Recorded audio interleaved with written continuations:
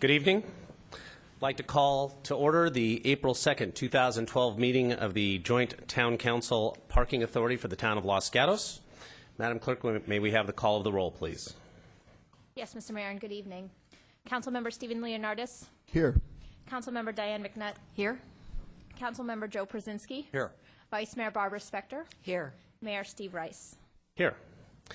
As is our tradition, we like to have young people who have been identified as what we call future leaders to lead us in the Pledge of Allegiance at our council meetings. So tonight, I'm pleased to introduce you to Erin Grasty, fifth grader at Van Meter Elementary School. You can start coming up. My alma mater. She's vice president of the K-Kids, which is sponsored by Kiwanis. Her favorite subjects are math, reading, and writing. She participated in the Math Olympiad. She's been a Girl Scout for 4 years, has played soccer for 6 years, gymnastics for 2 years, Girls on the Run for 3 years, and softball Little League for 3 years. She has played the piano for 3 years and clarinet for 1 year. You still have time for school? Okay. She wrapped eating utensils for a retirement center through K-Kids and conducts a book drive, or helped conduct a book drive for students in Africa, also through K-Kids. She likes to cook, enjoys arts and crafts, and caring for young children. Would you please stand and join Erin in the Pledge of Allegiance?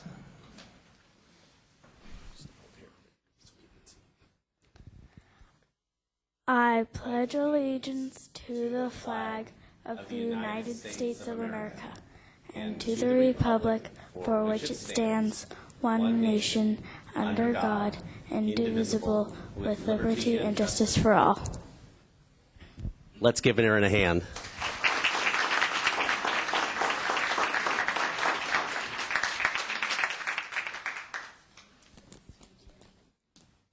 Thank you very much.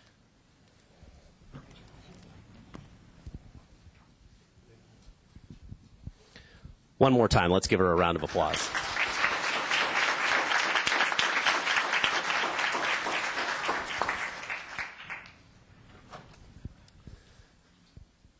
Next, it's my pleasure to read a proclamation, if this will stay. I'd like to ask our town poet laureate, Parthenia Hicks, to come forward.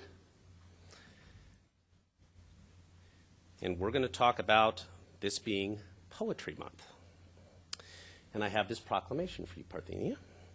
And it says, whereas National Poetry Month seeks to highlight the extraordinary legacy and ongoing achievement of poets, introduce people to the pleasures and benefits of reading poetry, bring poets and poetry to the public in innovative ways, and make poetry an important part of our children's lives. And whereas the town of Los Gatos has appointed Parthenia Hicks as Poet Laureate, who has in turn established the Poetry Los Gatos movement. And whereas the Poet Laureate and Poetry Los Gatos are engaged in efforts to make poetry an essential part of the arts and humanities in Los Gatos, affecting every aspect of life in Los Gatos, including education, the economy, and community pride. And whereas the town Los Gatos, through the Los Gatos Public Library, has established a permanent web page dedicated to introducing people to the poetry and activities of the town poet laureate. Now, therefore, be it resolved, I, Steve Rice, by virtue of the authority vested in me as mayor of the town of Los Gatos, do deem it appropriate and do hereby proclaim the month of April 2012 to be National Poetry Month within the town of Los Gatos, and call upon all citizens to make poetry a part of their daily life in Los Gatos. Parthenia?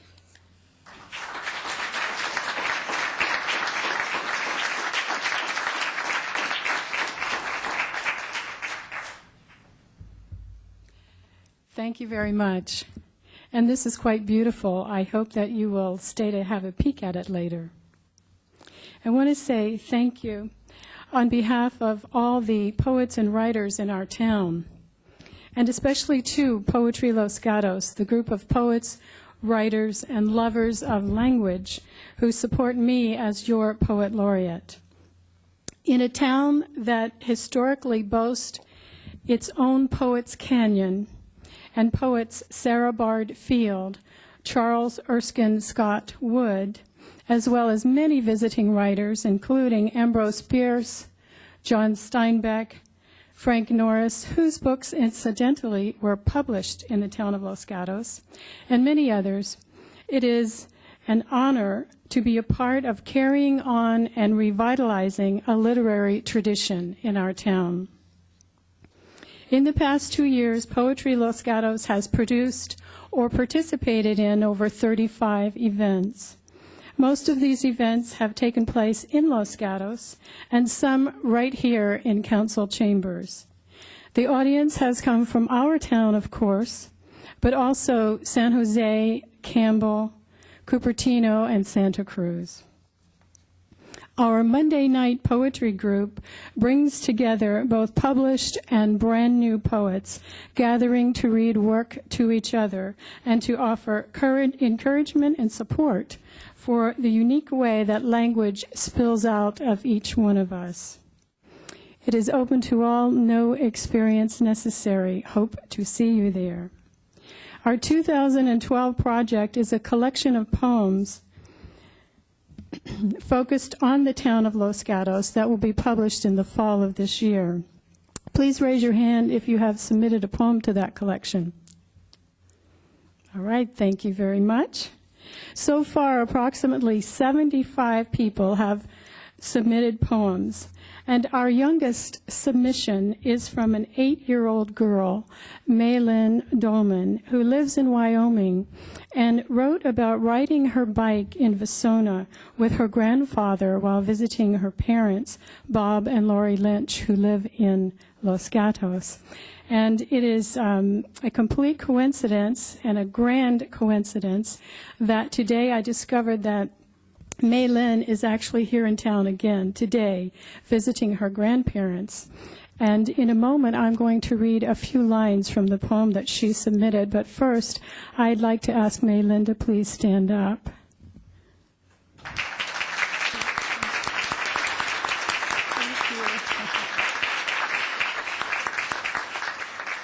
Thank you, Maylin.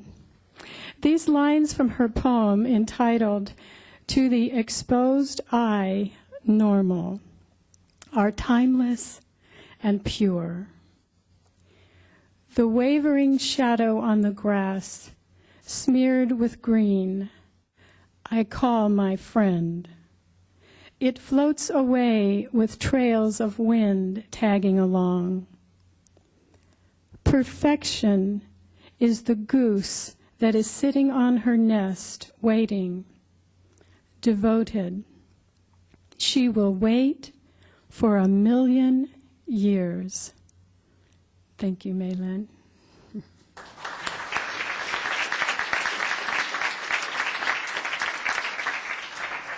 The majority of poems submitted to the collection are from people in our town who have seldom or never written poetry, writing about a particular Los Gatos experience or memory. Of course, it is also filled with poems from published poets, as well as some people who have moved away from our town and still carry a poetic torch for it.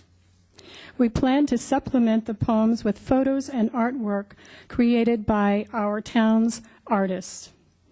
Have you written your poem yet? Now I would like to ask a few people to please stand. Any members of Poetry Los Gatos, please stand up and remain standing. I know you're here.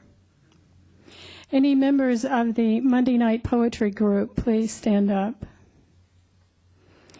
Any other writers? I know you're here, Steve. Please stand up. If you are a writer or a poet, please stand up, whether we know you or not. Any artists or photographers? Now, I know that there are a few more poets here. I think some sitting right on the front row. I would like to ask you to please stand up. So what I want to say now is look around you, because this is the beautiful face of poetry and art in our town. And each one of these people represents many more poets, many more writers, and many more artists. And now, how about we all say thank you for living in a town with a mayor and a town council that supports the arts and all of us. Thank you so much.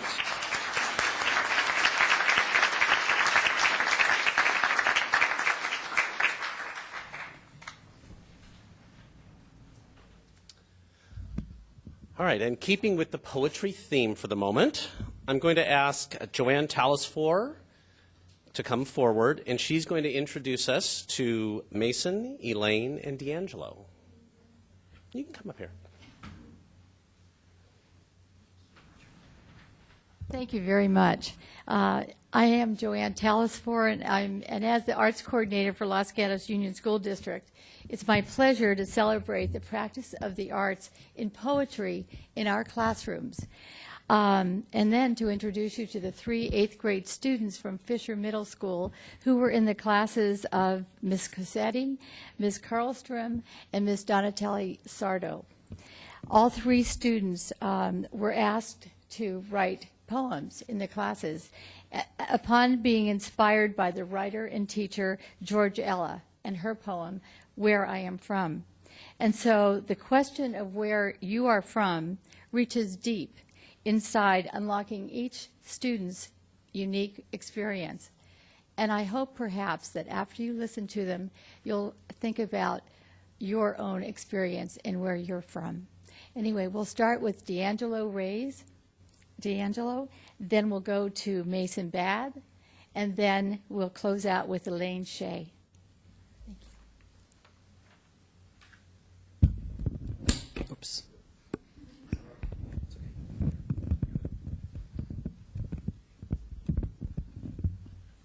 I am D'Angelo Reyes, and I wrote the poem in which I called I Am From a Family of Filipino Spirit. I am from egg rolls with a side of rice, to deliciousness we have in every meal, that keeps us wanting to have more before heading to the door. I am from a family that has a lot of Filipino spirit, that is supportive and creative, that will always move this family into succession and no to recession. I am from a place of bright beaches. People enjoy the palm trees. Water cascades over the golden sand as we roll into one. I am from being taught math, English, science, and history before at a Catholic school, going every Sunday for Mass to learn about the Word of God. Reaching high to sing Amen, Dad's echoing his song of praise.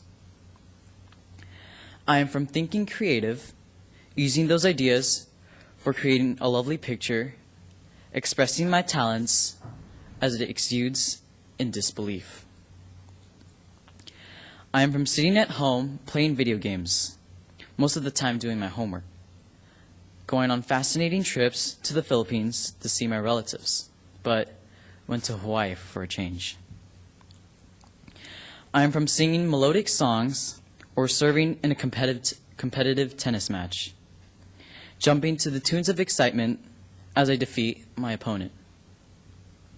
I am from lessons of disbelief, of I am from lessons of discipline, having memories that I will be able to cherish, scores of love and care, the tradition I carry forever.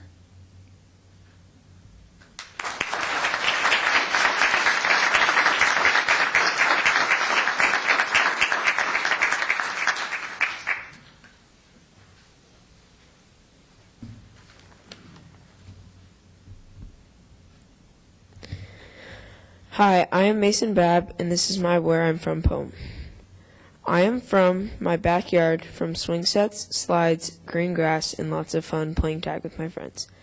I am from the kitchen, from the scent of my dad's famous meatloaf for dinner and wonderful smell of his sausage, gravy, and biscuits in the morning.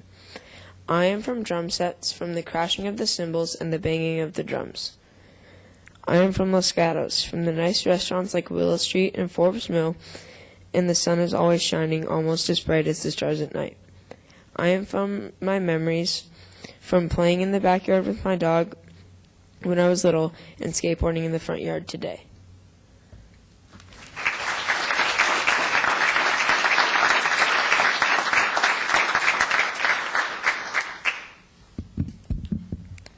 I am Elaine Shea, and this is my Where I'm From poem. I am from my backyard, from broken tables, old bikes, from old fish bowls and a fishing rod I've never used, to old soil and dead leaves on the wall. I am from the kitchen, from foods like pasta, sushi, and cookies, from the taste of many types of ice cream, to the smell of fruits like peaches and oranges. I am from my room, from stuffed animals and books, from blankets petite and huge, to boxes full of what others call trash that I keep. I am from secret places, from journals, from notebooks with my drawings, pictures, and words, to pictures of me at almost all ages. I am from my mother, my father, from 15 cousins, 8 girls and 7 boys, to stories about life in Taiwan. I am from my memories, from a massive family spread apart, and an infinite amount of different memories, to feeling squished into a box where sometimes I cannot think straight.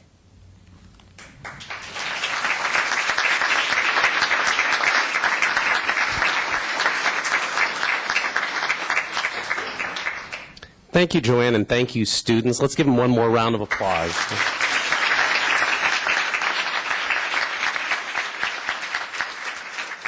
And now, while I walk slowly or quickly, the closed session report, please. Thank you, Mr. Mayor and council members. The council met in closed session as duly noticed on the closed session agenda tonight. They took no action, and there's nothing to report out this evening.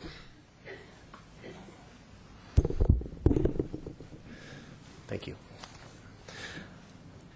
Okay, next we're going to have a short presentation from the West Valley Community College District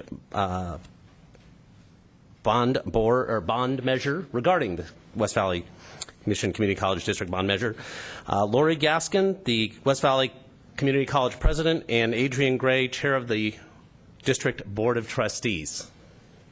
Thank you so much, Mayor Rice, and I extend heartfelt greetings from West Valley College to Vice Mayor Spector as well as to City Town Council members. It is a delight to be here this evening, and I have a very brief presentation. Both Board President Gray and I will be sharing this quite briefly. I wanted to just begin by recognizing what the depths and the roots of education provide. This is such a celebratory way for us to provide you with this presentation on the heels of this poetry and this celebration of innovation as well as creativity in our region. So I thank you very much. My comment today is focused on the investment in our community's future. And I wanted to remind Town Council and to your listening audience that West Valley and Mission Community College District is a 2-college district serving the towns of Los Gatos, as well as the cities of San Jose, Santa Clara, Monte Sereno, Saratoga, Campbell, and portions of Sunnyvale. We are one of the 112 community colleges. West Valley is, and then with Mission, 2 of the 112 community colleges. And collectively, as a system, we serve 2.6 million students in the state. At West Valley College, we serve 11,000 of those students, and we take great pride, honor, and privilege in being able to provide higher education, affordable, accessible higher education to our community members. If you take a look at West Valley College, we are sited on 143 acres, bounded by Fruitvale and Allendale, and we are blessed with what I call 3 Ps: our programs, our people, and our sense of place. And tonight, I wanted to comment on our programs and our people very briefly, and then focus principally on our sense of place. We have been incredible stewards of the public's trust. We provide an educational need to fulfill higher education within the 4 communities that we particularly serve at West Valley College, principally with transfer preparation and career and technical education. We provide access to higher education, most notably because we are affordable and we are in your backyard. And then finally, what West Valley College has is the hallmark, the distinction of academic excellence. It's a tradition that we value, and it's one that we further in everything that we do. So when I comment about our 3 Ps, our programs, our people, and our place, I wanted to just briefly remind you that we are the institution that provides freshman and sophomore level education so that our students, hundreds of them, transfer and can transfer to public and private 4-year institutions across the nation, but most notably in California. In addition, we offer some extremely unique career and technical education programs, and those are highlighted on the screen behind me. But I did want to comment on our sense of place, because that place has been well loved for over 4 decades by hundreds of thousands of students. And when I say well loved, I mean it has been used and used and used to the point that we are in a set of buildings. I have 18 buildings that are no younger than 38 years of age. And as a consequence, we are here before you to share with you the Measure C movement that we are proceeding with in our June 2012 ballot. Back in 2004, the community was kind enough to support Measure H, which provided $235 million to the 2 colleges, Mission College and West Valley, to upgrade facilities. At West Valley, we received $97 million of that $235 million, and we were able to touch 3 buildings, and we renovated those. We don't believe in necessarily knocking them down and rebuilding because we can stretch our funds more when we renovate. So we took our highest need complexes and we renovated those. In addition, we built the first 2 new buildings in 38 years on campus, a science lab and then a technology center. And we did a tremendous amount of infrastructure upgrade, which is not done. If you've been on the campus of West Valley College, you know it's very difficult to get around because back in the late 60s, we didn't think about ADA accessibility and things of that sort. And these are pictures of the renovated facilities there. Whoops, I'm sorry, I was going too fast. They're very bright. They're what the learners in today's world expect when they go on to higher education. But our future is that I have 15 buildings that remain in need of upgrading, again, that are no younger than 18 years of age. And we do not have educational facilities in those 15 buildings that are conducive to teaching and learning. Particularly, it's because it's antiquated, old, both the infrastructure, the technology, and the learning environment itself. And so these are simply pictures of the facilities. We've been stewards of the taxpayers' dollar. We've kept abreast of trying to maintain the facilities, but again, when you've been well loved by hundreds of thousands of students, it becomes a little difficult to maintain the infrastructure as broad as we have it. So I wanted to just comment before I turn it over to Board President Gray. In front of you, you have a sheet, a yellow sheet, which identifies the projects that we would be funding with new Measure C, as well as the ballot language in your white packet. And then I'll defer to Board President Gray. So seeing the need of the colleges and understanding the value that they bring to the community, our Board of Trustees has approved a $350 million Prop 39 facilities bond that will be on the June 5th ballot.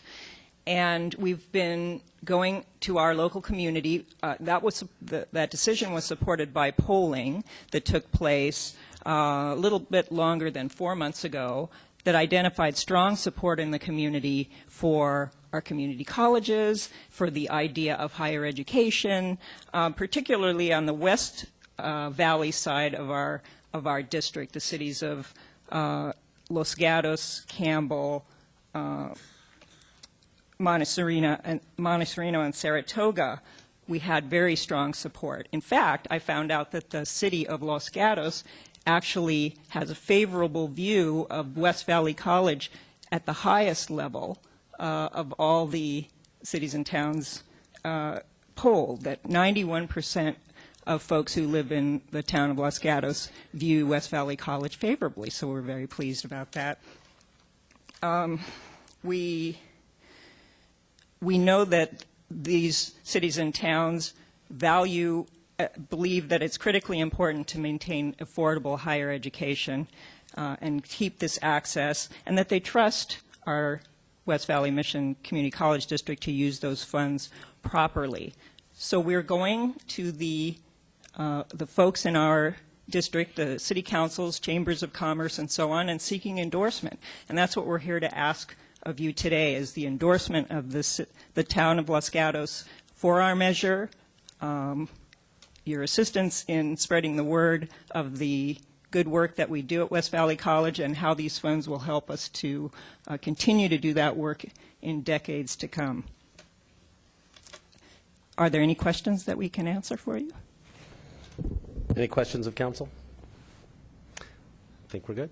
Okay, thank you. And just a comment, of the 15 buildings that remain untouched, this bond would touch 14 of them. The only building that would remain untouched is where my office is, and that is unimportant. It is unimportant in the scheme of things. So, thank you. Thank you very much. Thanks so much. Okay, we're going to move on next. First of all, although I have a number of them, if you plan to speak tonight on any item, please fill out one of these little buff-colored cards that's in the bench back in front of you, and turn it in to the clerk on my left, your right, and we'll get you in line. Next is council and manager matters. Any matters from members of council? Seeing none, manager matters. Mr. Mayor, members of the council, just a few quick items. The state, as you know, has eliminated redevelopment agencies as of February 1st, and there are successor agencies that the town has stepped into playing that role. And our first meeting of the Los Gatos Redevelopment Agency Successor Agency Oversight Board will be tomorrow here in the council chambers at 1:30. And we'll be reviewing with the Oversight Board the tremendous history of redevelopment in Los Gatos, including the reconstruction of streets and landscaping and parks in downtown, following the Loma Prieta earthquake, to the construction of our police operations building on the boulevard, and to the opening of the library just 2 months ago. That has been to such wide acclaim. And we'll be reviewing that history and also talking to the board about the need to finish the library project and adjacent Pageant Park, as well as potential funding for Almond Grove, which is the council's next highest priority for the redevelopment district. Second, the Youth Commission is again seeking applications for next year's appointments. Applications for the Youth Commission are due by Wednesday, May 9th. And we're also always looking for a tremendous array of applicants, not only for the Youth Commission, but also the seats on the Community Services Commission and the Parks Commission. Third, at your last meeting, you directed staff to proceed with the community outreach process to gather community input on potential use of areas of our parks for certain times of day for off-leash dogs. We have now set 3 community meetings. All will be held at Van Meter School in the auditorium, starting at 6 p.m. on April 25th, May 9th, and May 23rd. So those community meetings are now set and will be on the town website. Last, on March 5th, there was an explosion in the Bellwood neighborhood on West Hill. No cause has yet been identified, but our police emergency preparedness sergeant is supporting county fire and PG&E in identifying the next steps and solutions for that incident. That concludes staff report. Okay, thank you. And tonight's Did You Know? Gosh, maybe a theme here. On poetry with our poet laureate, Parthenia Hicks.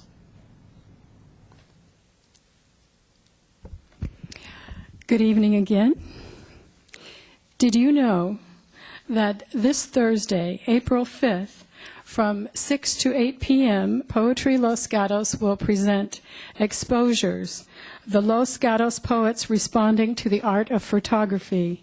In fact, the photography that is on exhibit right now, tonight, in this room. Did you know that on Friday night, April 20th, Poetry Los Gatos will feature a poetry movie night and show the film Il Postino, in which an Italian postman learns to love poetry while delivering mail to Pablo Neruda. Neruda's poetry and a brief discussion of his life will take place before the film. This will be held at the Adult Recreation Department right across the street. Popcorn will be served, so bring a friend and you can make it a date night. Did you know that Tuesday, April 24th, brings the return of our most popular event from last year, the Community Open Mic at the Great Bear Cafe. Open to poets, writers, and non-writers. Read a poem of your own or one that you love. Did you know that all of these events are free and open to the public? For more information, go to the Town Council site, look for the library, and go to the Poet Laureate page.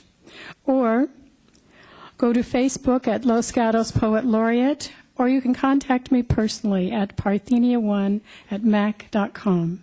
Thank you. Thank you, Parthenia. Next is consent items. We have 2 items on our consent agenda, and I've had a request to pull item number 2, and from a member of council, and a member of the public wishes to speak on item number 1. So we're going to pull that. So we will hear the consent calendar after our public hearings this evening. Next is verbal communications. This allows anybody to speak for up to 3 minutes on any matter that is not on tonight's agenda. I have 1 card, and that is Patty Elliott.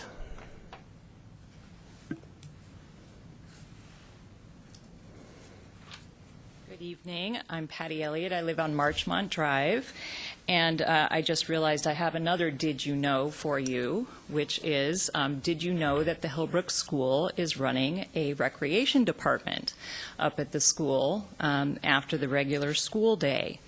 In fact, that's what Hillbrook has been doing over the last 3 or 4 years, slowly but significantly expanding its programs to the point where it has inundated the neighborhoods with extensive traffic all afternoon and into the evening. Hillbrook's website describes the situation this way, quote, "When the school day ends, a whole new world begins at Hillbrook, full of classes, activities, and fun." The website then lists 27 different activities, not including Hillbrook sports teams. Those activities include acting, beginning sign language, beginning soccer, beginning Spanish for adults, ceramics, cooking, drama, fencing, clay for adults, woodshop, hip-hop, rock band, etc. Doesn't that sound like the Los Gatos Saratoga Recreation Department brochure?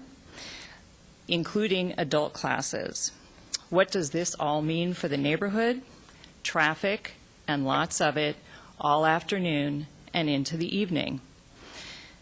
You can also discover the traffic burden by looking at the Hillbrook website regarding its athletic programs. For its 90 middle school students, Hillbrook has 7 basketball teams, and this past basketball season hosted 62 home basketball games.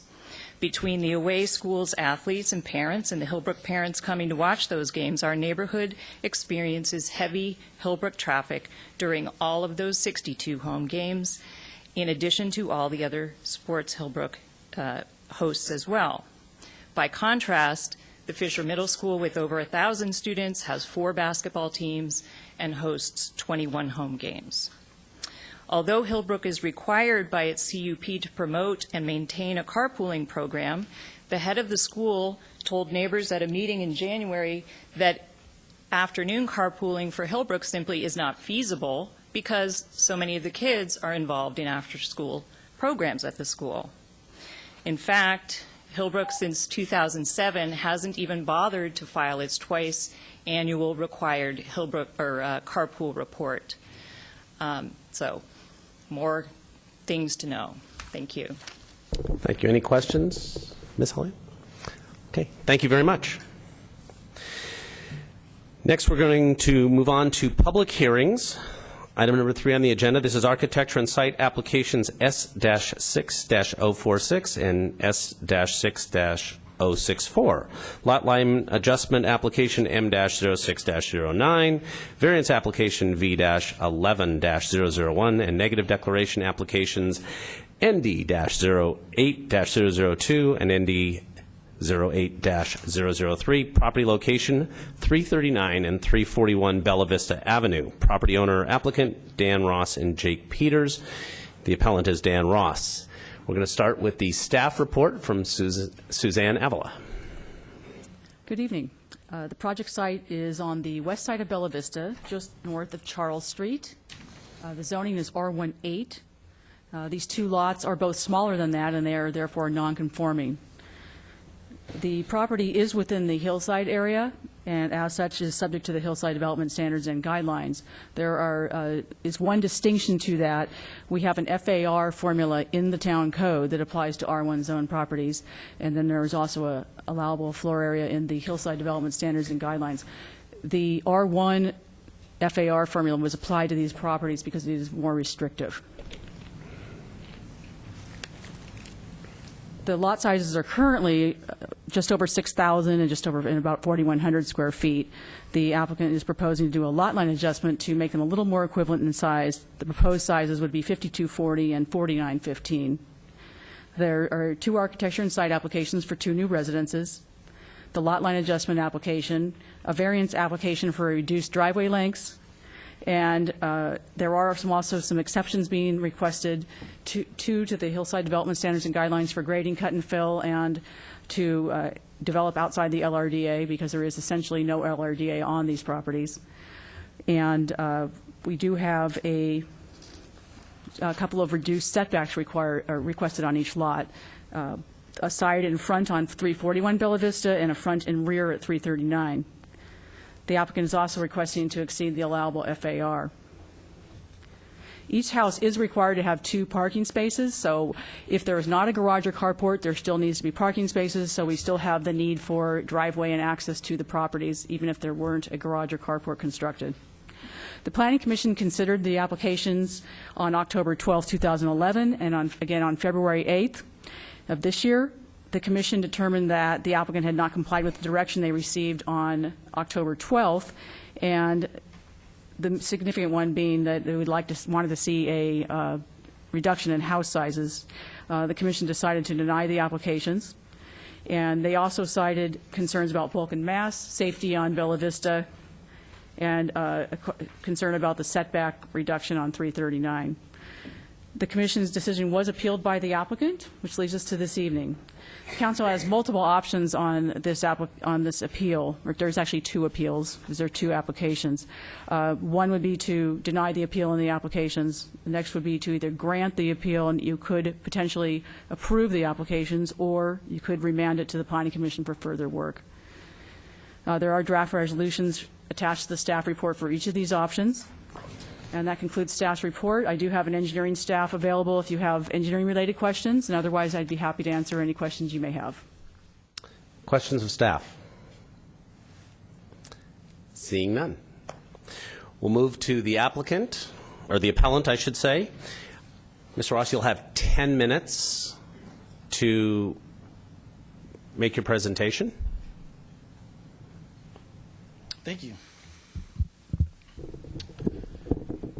My name is Dan Ross. I live at 188 Villa Avenue in Los Gatos. And in the spirit of the agenda items earlier tonight, they were very high level and quick. So I'm going to try to continue that theme. We were denied at the Planning Commission level for comments regarding our current square footage of 2,400 square feet. And our plans are currently at 1,803 square feet for 339 Bella Vista. And we made comments that we would reduce 341 Bella Vista to that same square footage. We left a difference in the two floor plans just to offer contrast between both houses had the similar floor plan as 341. We reduced 339. And we left 341 as it was just to show the visual difference. But we did state that we were willing to reduce that square footage. Another topic that came up at the Planning Commission was variance relating to the back of the site, which that's technically an exception for 339. We were asking for a setback exception, not a variance. Another issue that came up at the Planning Commission was safety concerns on Bella Vista. Today I was able to submit a letter as a desk item, which I think you all have copies of, which was a 5-year traffic report, we did a public record search through Los Gatos PD to list traffic citations and accidents on Bella Vista Avenue, primarily from the Highway 9 bridge north. It took a while for that data to come in. We just got it about a week ago, so we were able to turn that in today. And it showed, you can see from the report, primarily stop sign violations at Caldwell, which is a few blocks north of us. There were no identified citations or accidents near our site.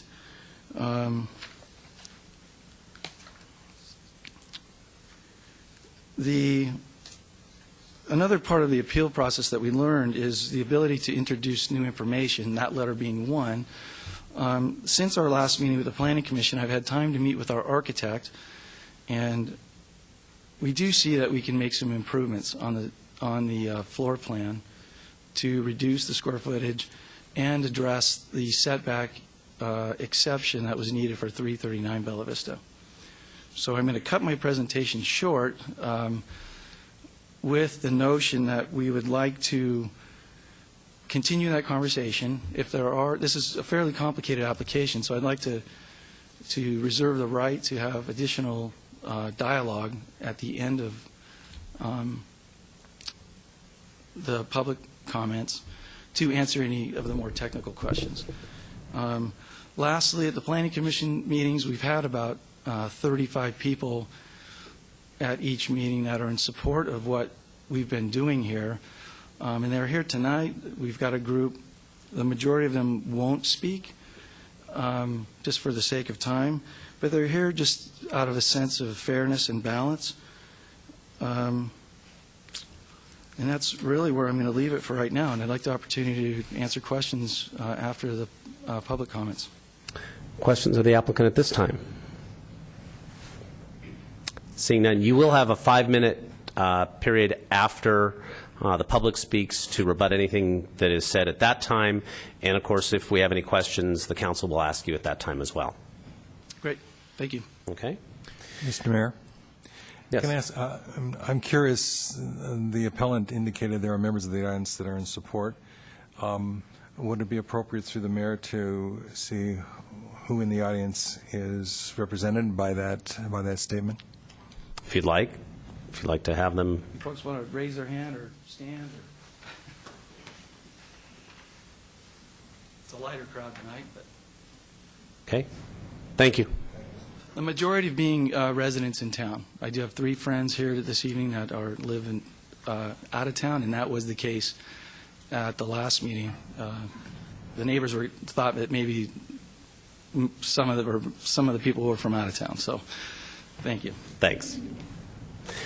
Okay, I do have a number of cards on this, and I'm not inclined to cut the amount of time short.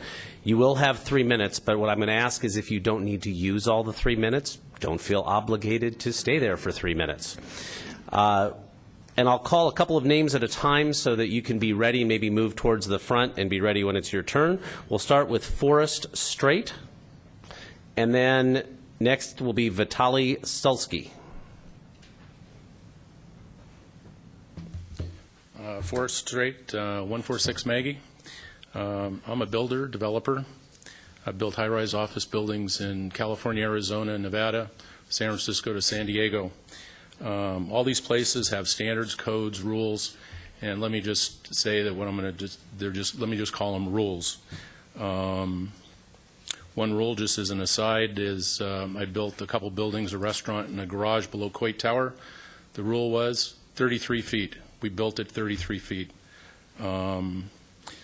The other rules is, let's say, some of the homes on Bella Vista or ours were built under rules maybe 1950, 60, 70.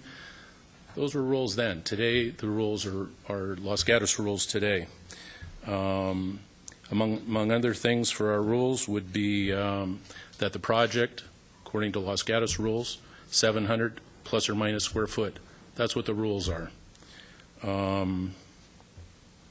Current plans behind you on a different subject show the house behind me is elevation 112.5. My patio, my front door is at elevation 50. 62 and a half feet difference. Just approximately from you to about the third row is the distance from my house. I'm 6 foot. This is probably 12 foot. Multiply that by 4. Look at the third row, and that's what I'm looking at. Most of you have been out to the site. The hill behind me is at an elevation about like this. The house that I'll be looking at is up like this. I mean, that's why we have rules. That's why we have FAR. That's why we have hillside rules in Los Gatos. Thank you. Any questions of Mr. Straight? No. Thank you. Vitaly Stulsky, followed by Mary Badami. Hello, my name is Vitaly Stulsky. I'm the owner of 152 Maggie Court, where I live with my wife and kids. We are extremely concerned about this project because it affects us directly in the areas of privacy, basically noise, light, visibility into our property, violation of hillside guidelines and regulations, environmental impact, cutting trees, making huge grade cuts, etc., financial impact, significant loss to every property around the proposed construction, safety, having oversized structure sitting on the 50% slope very close to our house doesn't look very safe to me. I totally support the unanimous decision made by the Planning Commission to deny this project. In addition to that, I'd like to note that April 3rd, 2003, almost exactly 9 years ago, it was a town council meeting with the appeal for the denied project at 339 Bella Vista, the very same property that we are talking about today. Then Planning Commission unanimously denied the project and directed applicant that, and I quote, home and garage shall not exceed the FAR and be compatible with the characteristics and the conditions of the lot. And the reason for the appeal, the Planning Commission erred and abused the discretion, and the conclusion to this meeting was the site is extremely challenging and future application will need to be carefully reviewed.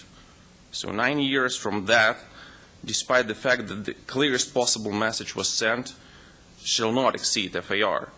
We are going through the very same process again.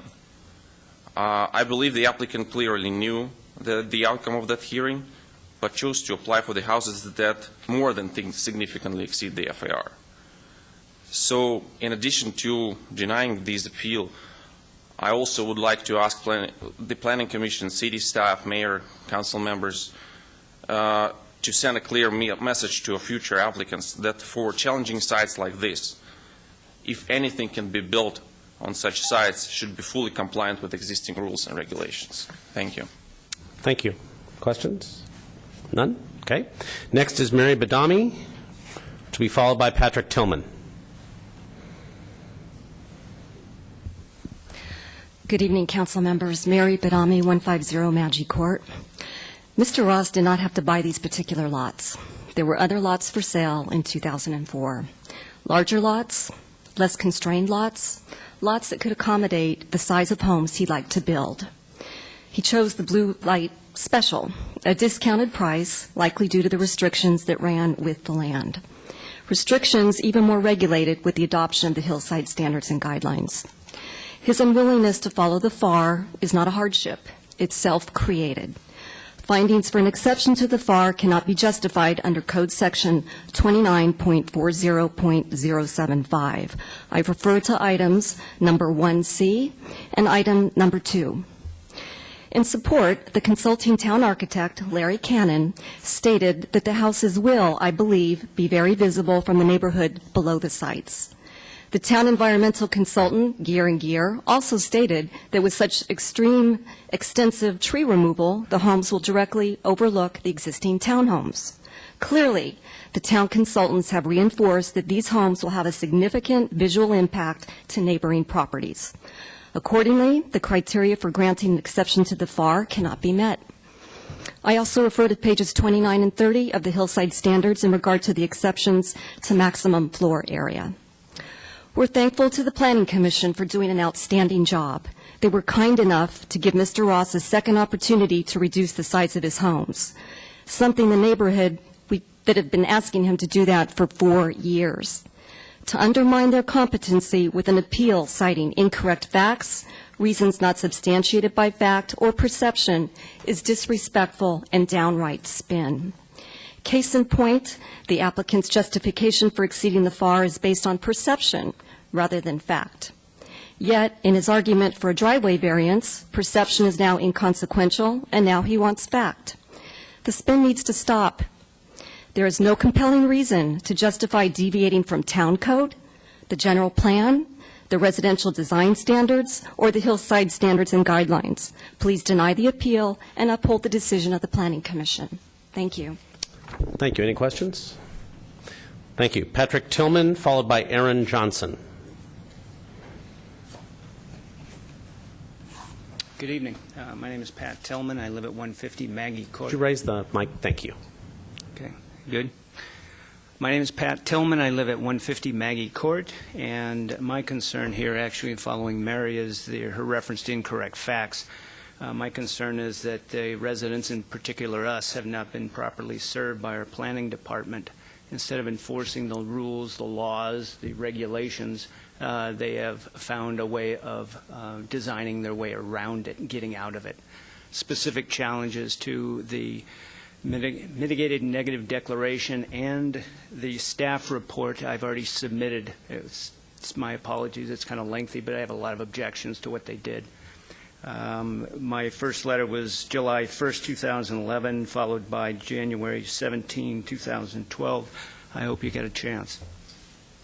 In any case, we should not, as residents, have to hire architects, arborists, specialists to come in and undo or challenge what our planning department has done. It appears more that they have been advocates for Mr. Ross than supporting our laws and regulations, and that's put us at a disadvantage. As well, this latest council agenda report seems to be more of the same. I have a couple of examples for you. First one is on page 2 in the background section. The agenda makes reference to 3 reasons for turning down the application. That would be driveway safety concerns, reduced rear yard setback, sizes of homes versus a directive to substantially reduce. There were only 3 reasons stated. What was left out were a lot line variance that is not justified, cannot be legally justified. FAR is exceeded by 3-4 times, depending on how you want to look at it. Bulk and mass, it's a 3-story building. The height exceeds, and the neighborhood resistance to this project. Those were specific reasons for turning down this application that are in the transcript at pages 50 to 59, and those have been left out.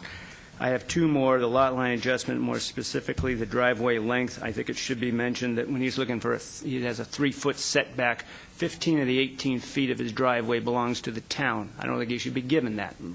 80% of his front yard belongs to the town. That's part of his project. I have a lot of specifics. I'd appreciate it if you would. I have 20 more seconds.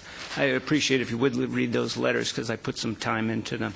Their final comment had to do with this particular project will not act as a precedent. They've been picking and choosing things that don't apply to make this. The law doesn't apply to them, so they're looking for precedents to justify what they're doing, and it doesn't fit. Okay. Thank you, Mr. Tillman. Any questions? Okay, Aaron Johnson, followed by Tim Coughlin.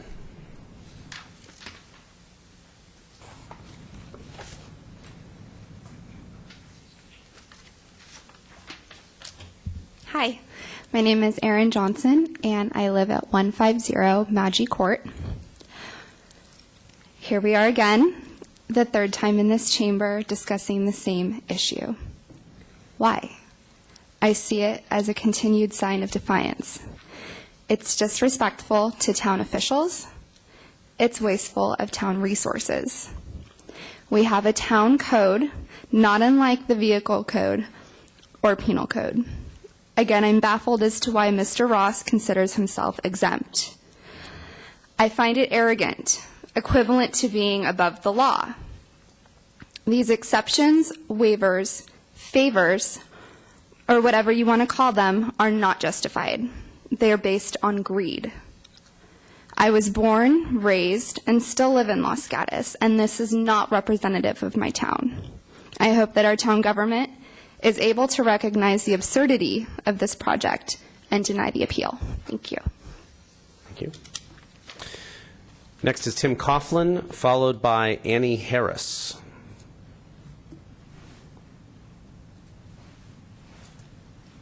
Good evening, Tim Coughlin. I'm at 320 Bella Vista, directly across from the subject properties. By the way, they should probably be 319 and 321 or something like that. I don't know how they got number 340 across from our house, 320.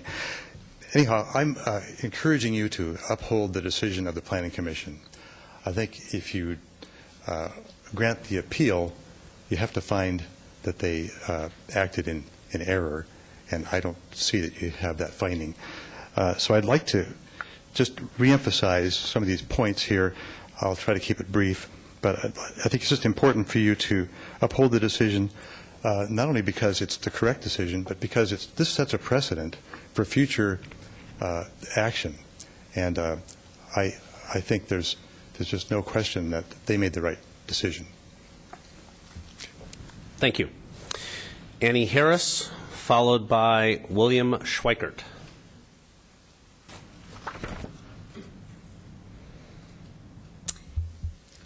I'm Annie Harris. I live at 316 Bella Vista Avenue. I've been there for 40 years. I think this project is a bad idea. One person stands to gain financially at everyone else's expense. The former owner was turned down, and I would recommend this project be turned down. Excuse me. The oak trees have been thriving for my 40 years here, and now they are in question. 9 years ago, they were deemed healthy, and now they are not. My Maggie Court neighbors are pre-existing, and the privacy issue is huge. It's huge. In my opinion, it would be a crime to alter this green belt. Okay, William Schweikert, followed by Ian McRae.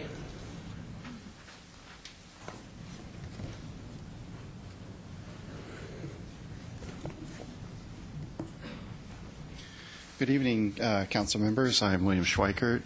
I live at 144 Maggie Court. I'm opposed to this project. I'm opposed to this project because of the removal of so many trees. The unsafe blind walking conditions these homes create for pedestrians and cyclists. the no parking for visitors of these homes, contributing to further safety concerns, the unsightly tall prison-like rear view that the Magic Court residents will have to look at every day. Remember, they're looking up at a hill. And that's the beautiful front view of the homes. The back has no room for yard, so it's just solid concrete with windows. Loss of privacy for Magic Court residents, further hillside safety issues like erosion, runoff, and earthquake. For the record, these properties are unfit for development, as evidenced by the number of requests for FARs and concessions. Mr. Ross has ignored the Planning Commission's recommendations. The Los Gatos Planning Commission unanimously, let me say that again, unanimously voted against this project because it did not adhere to the residential standards and ordinances. I ask the council to deny this appeal because there's no justification for supporting it and uphold the findings of the Town Planning Commission. Thank you. Thank you. Ian McCray, followed by Lee Quintana. Hello, Ian McCray, 350 Bella Vista. I've been a resident and a realtor since 1978, and I must compliment you on the spirit of with which the meeting began, with the kids and the poets and all that. I don't know Mr. Ross well enough to know him or dislike him or like him, but there's good news and there's bad news. So I'll start with the bad news. The bad news is that for whatever reason, Mr. Ross has decided that he should triple the FAR with a project that is virtually a cliff and with a development that requires variances, setback annulments, for lack of a better word, and so many other concessions that it's almost ridiculous. And in the, to the merit of the Planning Commission, they saw through the charade and denied it. But there's good news for Mr. Ross, actually. If he were actually to enjoy the fact that he's still able to build something on this cliff and could be approved if he adhered to the FAR and the setbacks, he could still build a 700 to 800 square foot home on each lot, which would be marketable in this town and would actually, and I'm speaking as a realtor now, would actually be marketable and would provide a market segment to this town, which is in demand. We could actually sell these 700 to 800 square foot, call them patio homes for lack of a better term, and he could probably enjoy price ranges in the $700 to $900 price range. Whether that makes economic sense is really beside the point. That's what the town has said are the rules. They are marketable, could be sold, and it would provide some housing for people who otherwise couldn't afford 2,400 square foot homes, which are clearly beyond the scope of what's available and appropriate for this site. So I would request of the Town Council that you uphold the Planning Commission's mandate and make a good common sense decision here. Thank you very much. Thank you. Lee Quintana, followed by Andy Wu.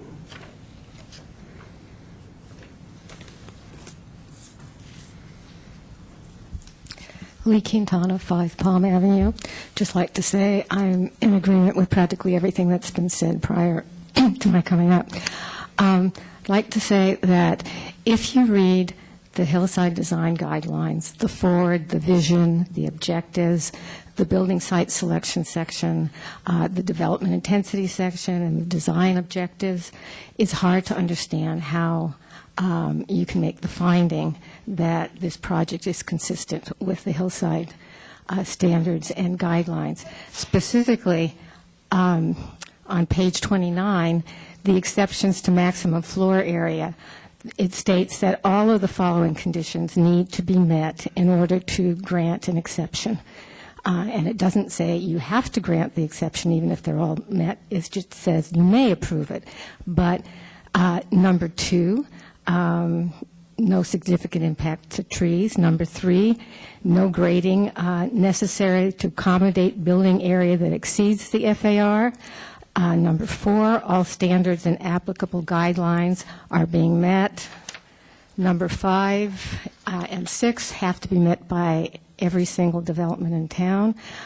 Number 8, a significant seller element is included in design unless it conflicts with other standards, which I believe it does. And number 9, there will not be a significant visual impact on neighboring properties. None of those have been met.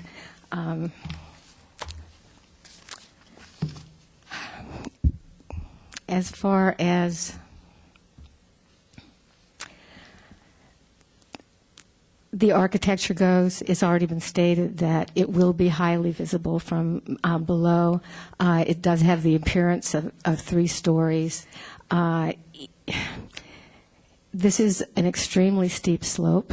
There is nothing on the property that is within the LRDA or even close to the LRDA of 30%, and that in itself is an indication of the severe constraints that this project has. Okay. I think that even if you can rationale and justify each one of the exceptions, variances, et cetera, individually, when you take the whole project together, clearly it just does not meet the standards of the Hillside Design Guidelines or the general plan. I'd also like to just make a very brief comment about livability. Somebody brought that up at the last meeting. And I'm just going to give you a really extreme example of what is livable. For 2 years, I lived in a 230 square foot studio apartment with a very small kitchen with the sun. Oh, shoot. Thank you, Ms. Quintana. That wasn't what I wanted to say. I had a better example. Okay, than Andy that. Wu, followed by Eleanor Leishman.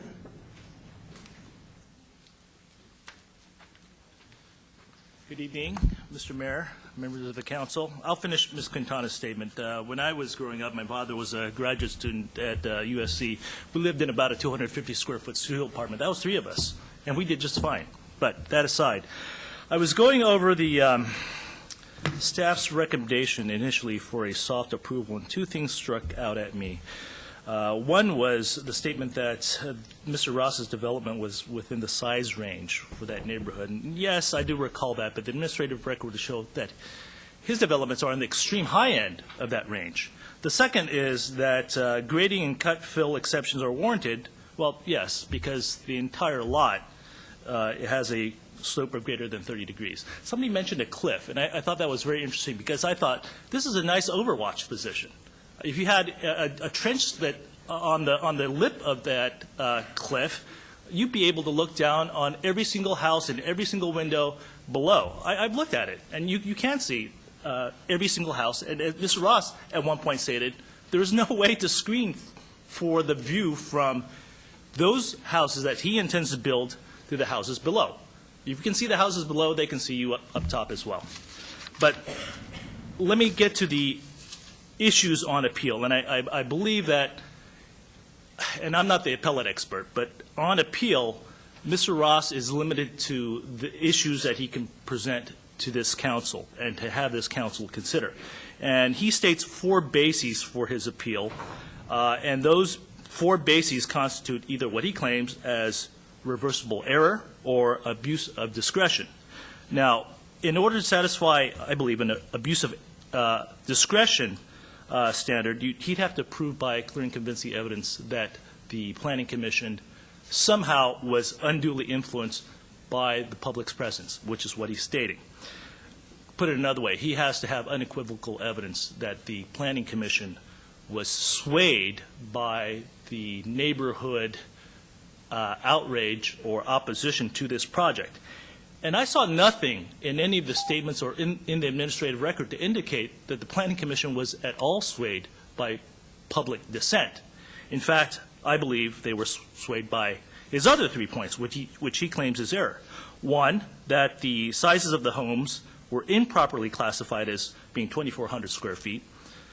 Two, that he did not request a variance for the rear yard setback. And three, that there was a misconception of the safety issues within the neighborhood. Well, those, as I read it, all sound in error. So let me address those issues one by one really quickly. Mr. Ross makes a point that, was that it? I'm afraid that's time. I'm sorry. Thank you, Mr. Wu. Eleanor Leishman, and followed by Roxanne Jensen.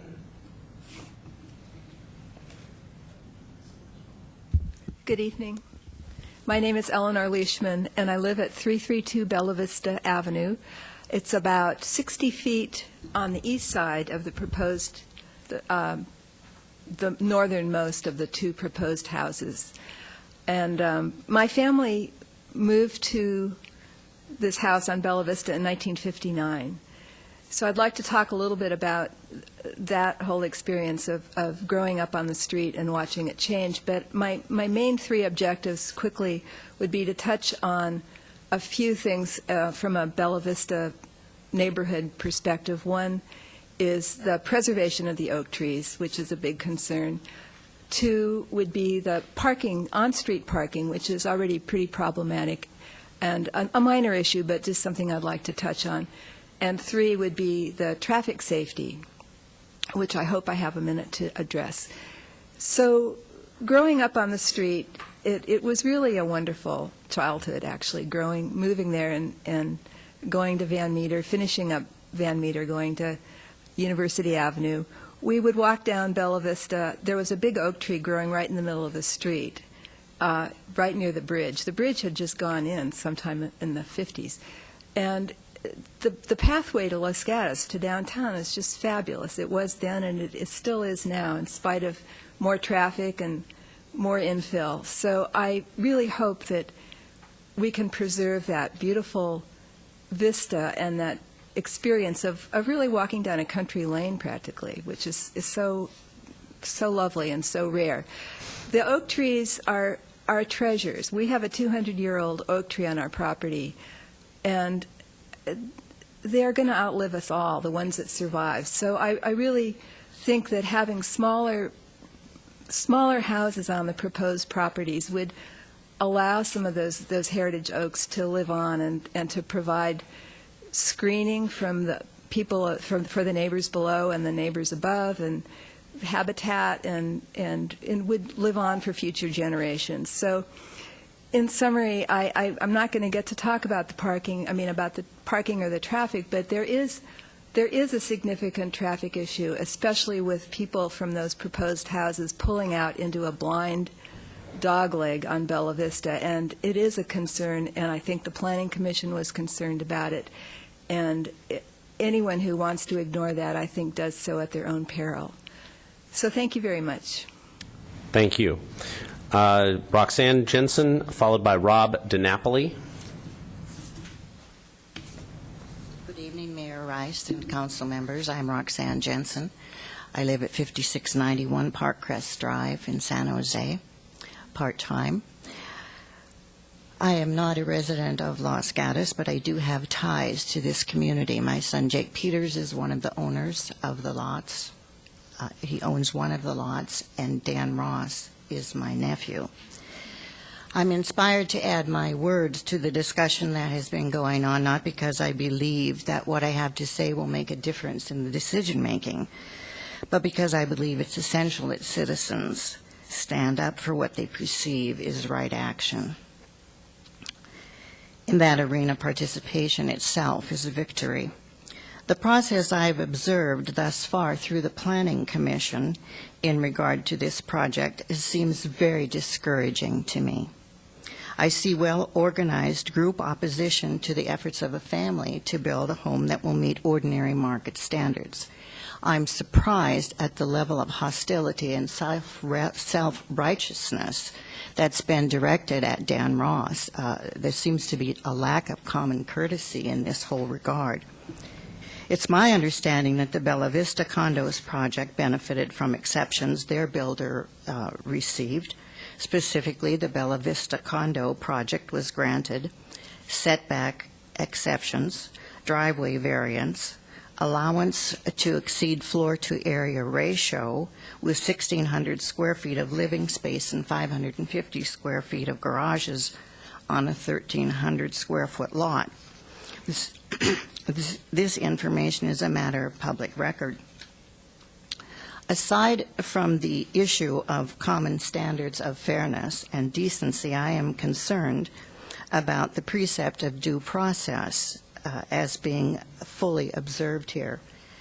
I raise this question not as an attorney, but as a citizen who believes due process simply means that every citizen is treated the same way under commonly agreed upon laws.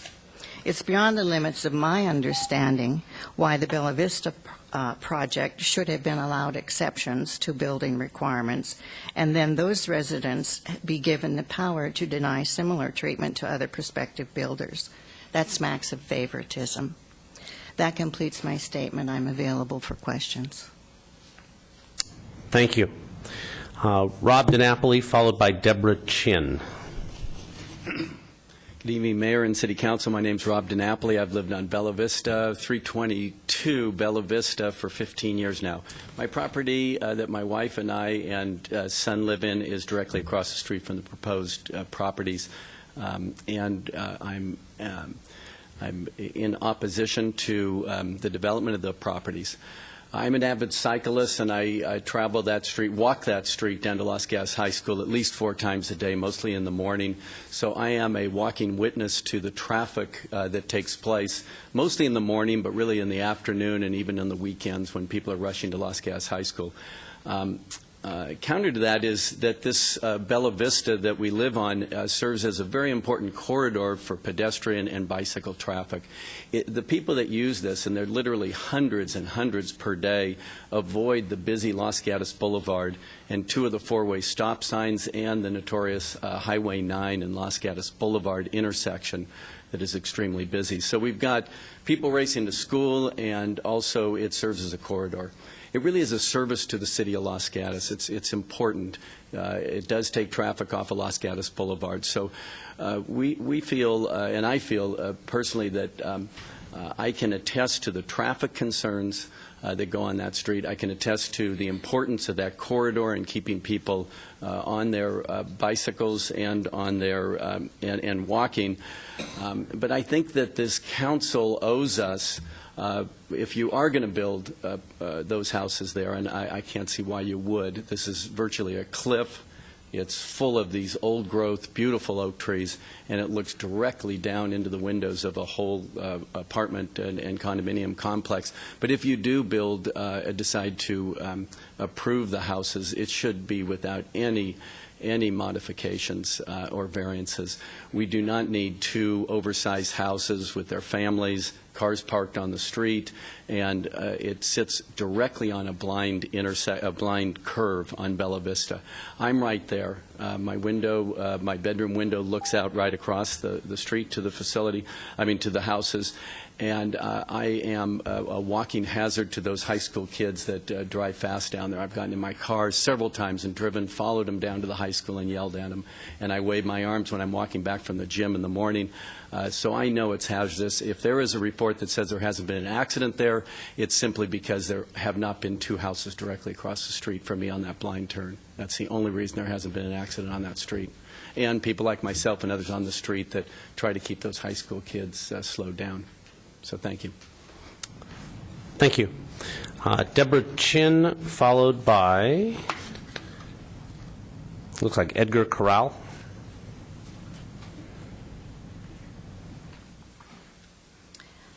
Good evening. My name is Deborah Chin, and I live at 154 Maggie Court. That's directly below the proposed development.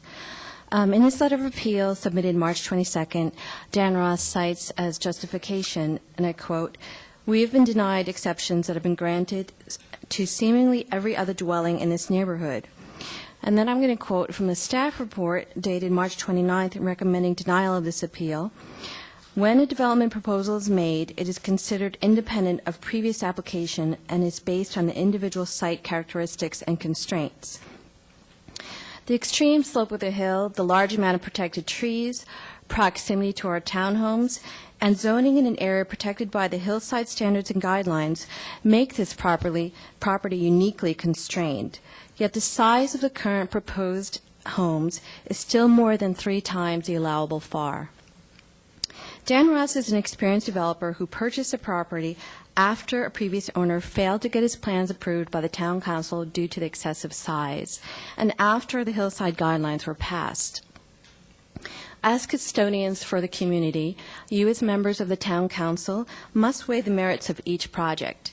While other developments have met with some opposition from neighbors, there's been some benefits to the community that have balanced some of the negative aspects.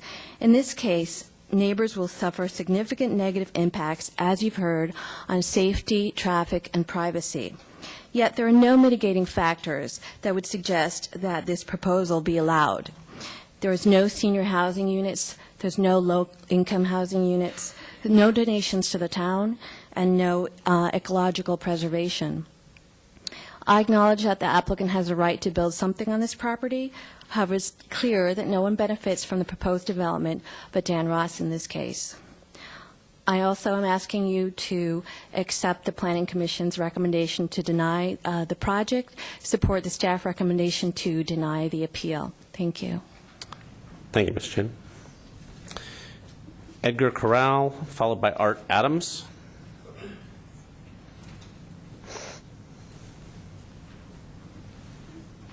Ed Corral, 160 Mega Court. I understand Mr. Ross has the legal right to build something on his lot, as long as he adheres to all the rules, guidelines, and standards established by the town of Los Gatos. Any decision other than a denial would be 180 relative to the Planning Commission's 5-0 vote to deny the applicant. It's just unbelievable that we're here again. A decision by the council other than an outright denial would frankly be wrong. That's it. Thank you. Art Adams, followed by Richard Allen. Good evening. My name is Art Adams. I live at 380 Bella Vista, and I spent a good part of the last 6 months of last year going to a number of meetings put on by the Town of Los Gatos Traffic Commission. The Traffic Commission had done an extensive survey.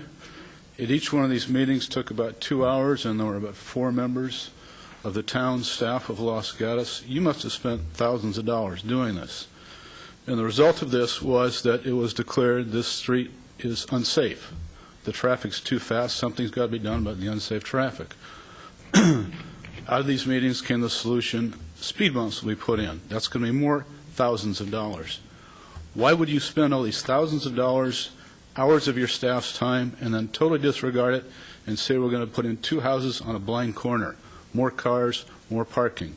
Doesn't make sense. Thank you. Thank you. And Richard Allen, and this is the last card I have. If you wish to speak on this issue, please make sure you get.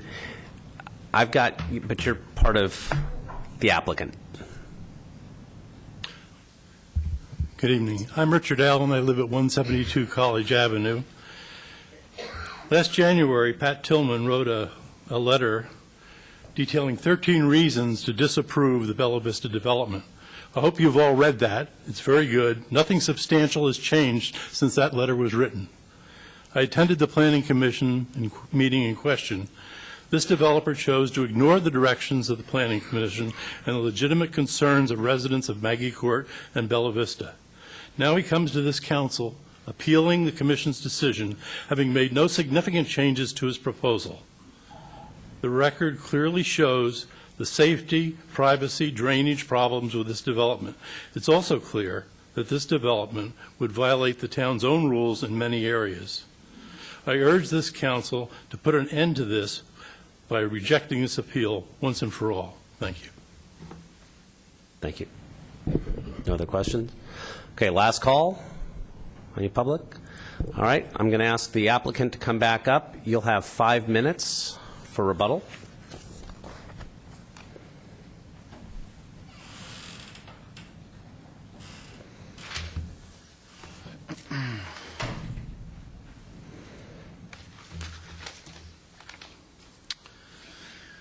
Thank you. I'll start with, we're all aware this is a challenging site, and I'm not an experienced developer. I don't have a development track record. I did the home that I live in on Villa, but prior to that, I've not developed homes in Los Gatos.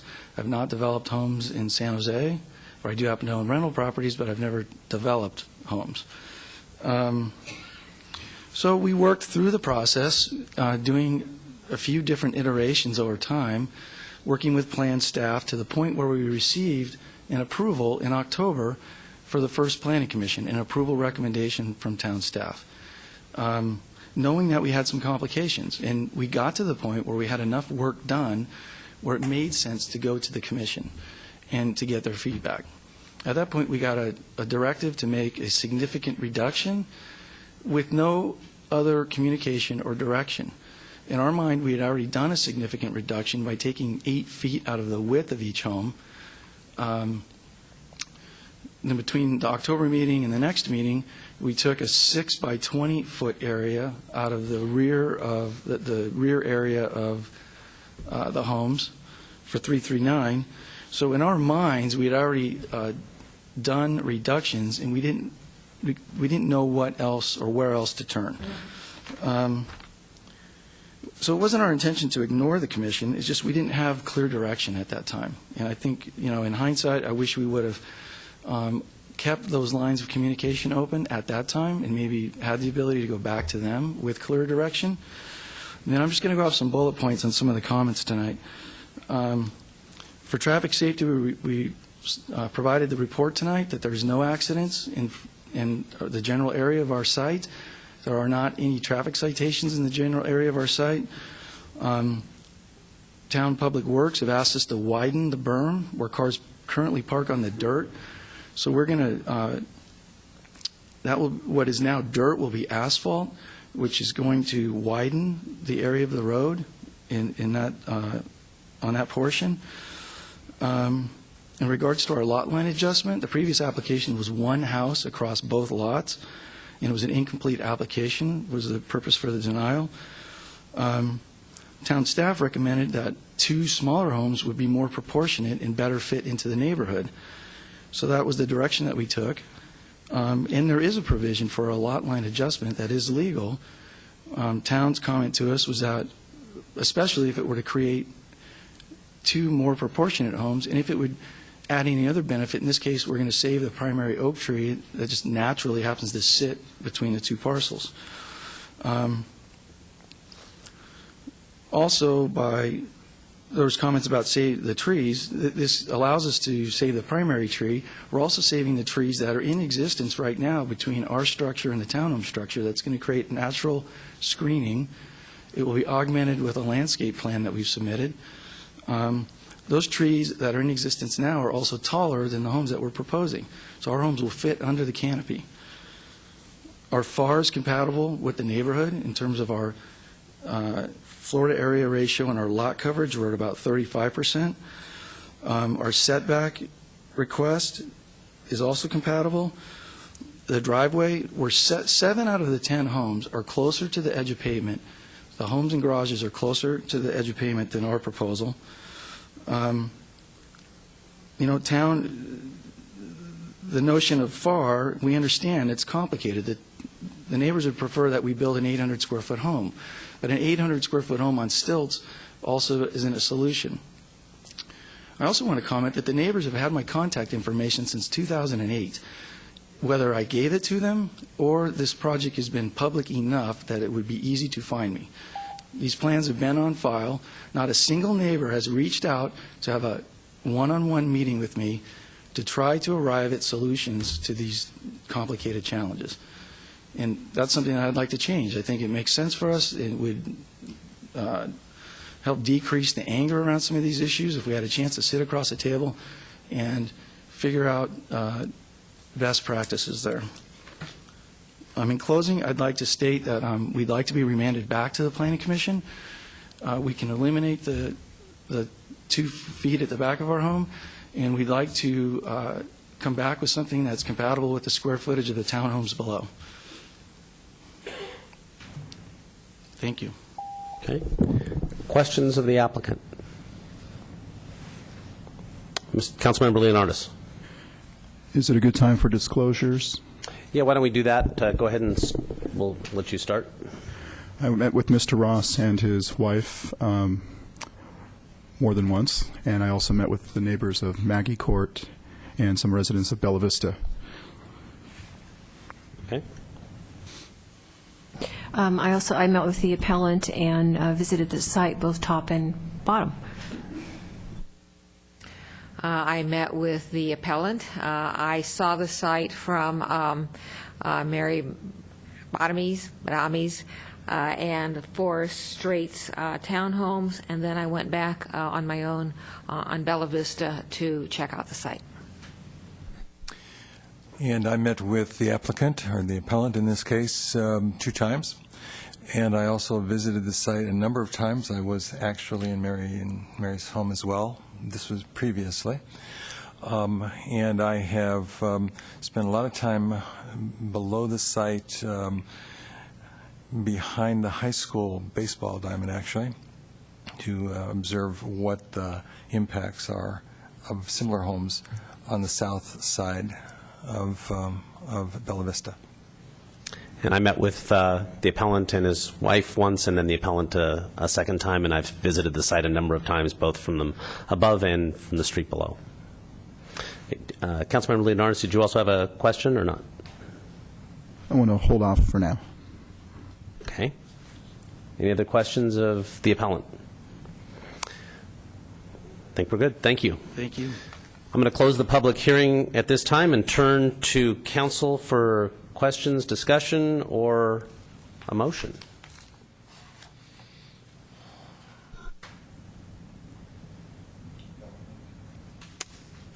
It's only 8:30. Councilmember McNutt. Thank you, Mayor. I would like to ask staff to clarify 2 or 3 kind of grounding principles of this discussion. And when I say staff, I probably don't mean you. I probably mean the attorney and the manager. So let's start with the basics. The buildability of this lot. So this is private property, not really a green belt.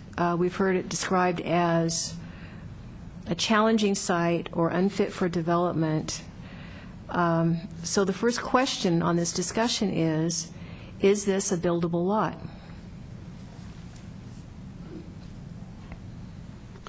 Two ways to approach that. I'll deal from the planning perspective, and then town attorney may want to address any legal issues that arise. The lots are legal lots. They exist as they are, as legal lots that under existing town codes something could be built on them, and the town could not prevent that from occurring. Whether they are financially viable based on the purchase price and the construction costs is beyond the town's ability to regulate or control. But they are 2 legal lots that do have allowable square footage that could be built on them, and that's kind of the answer from the planner's perspective. And from the legal perspective, the answer is very similar, is that they were properly subdivided at that time, certainly within the council's discretion, whether or not to grant the current request for the lot line adjustment to make them more equal so that units can be built of certain size or nature. That's solely within the council's discretion. But as the manager indicated, that the existing 2 lots are valid subdivided lots within the town of Los Gatos. And then from there, the council then needs to look at the standards that are applicable as to what can be built on those lots. Go ahead. Thank you, Mayor. The second issue, so we have a ground here that they're buildable lots. The second thing that I keep hearing come up, not so much tonight as much as in the transcripts of the Planning Commission and in the correspondence. And I hear this from both points of view, both sides of this issue.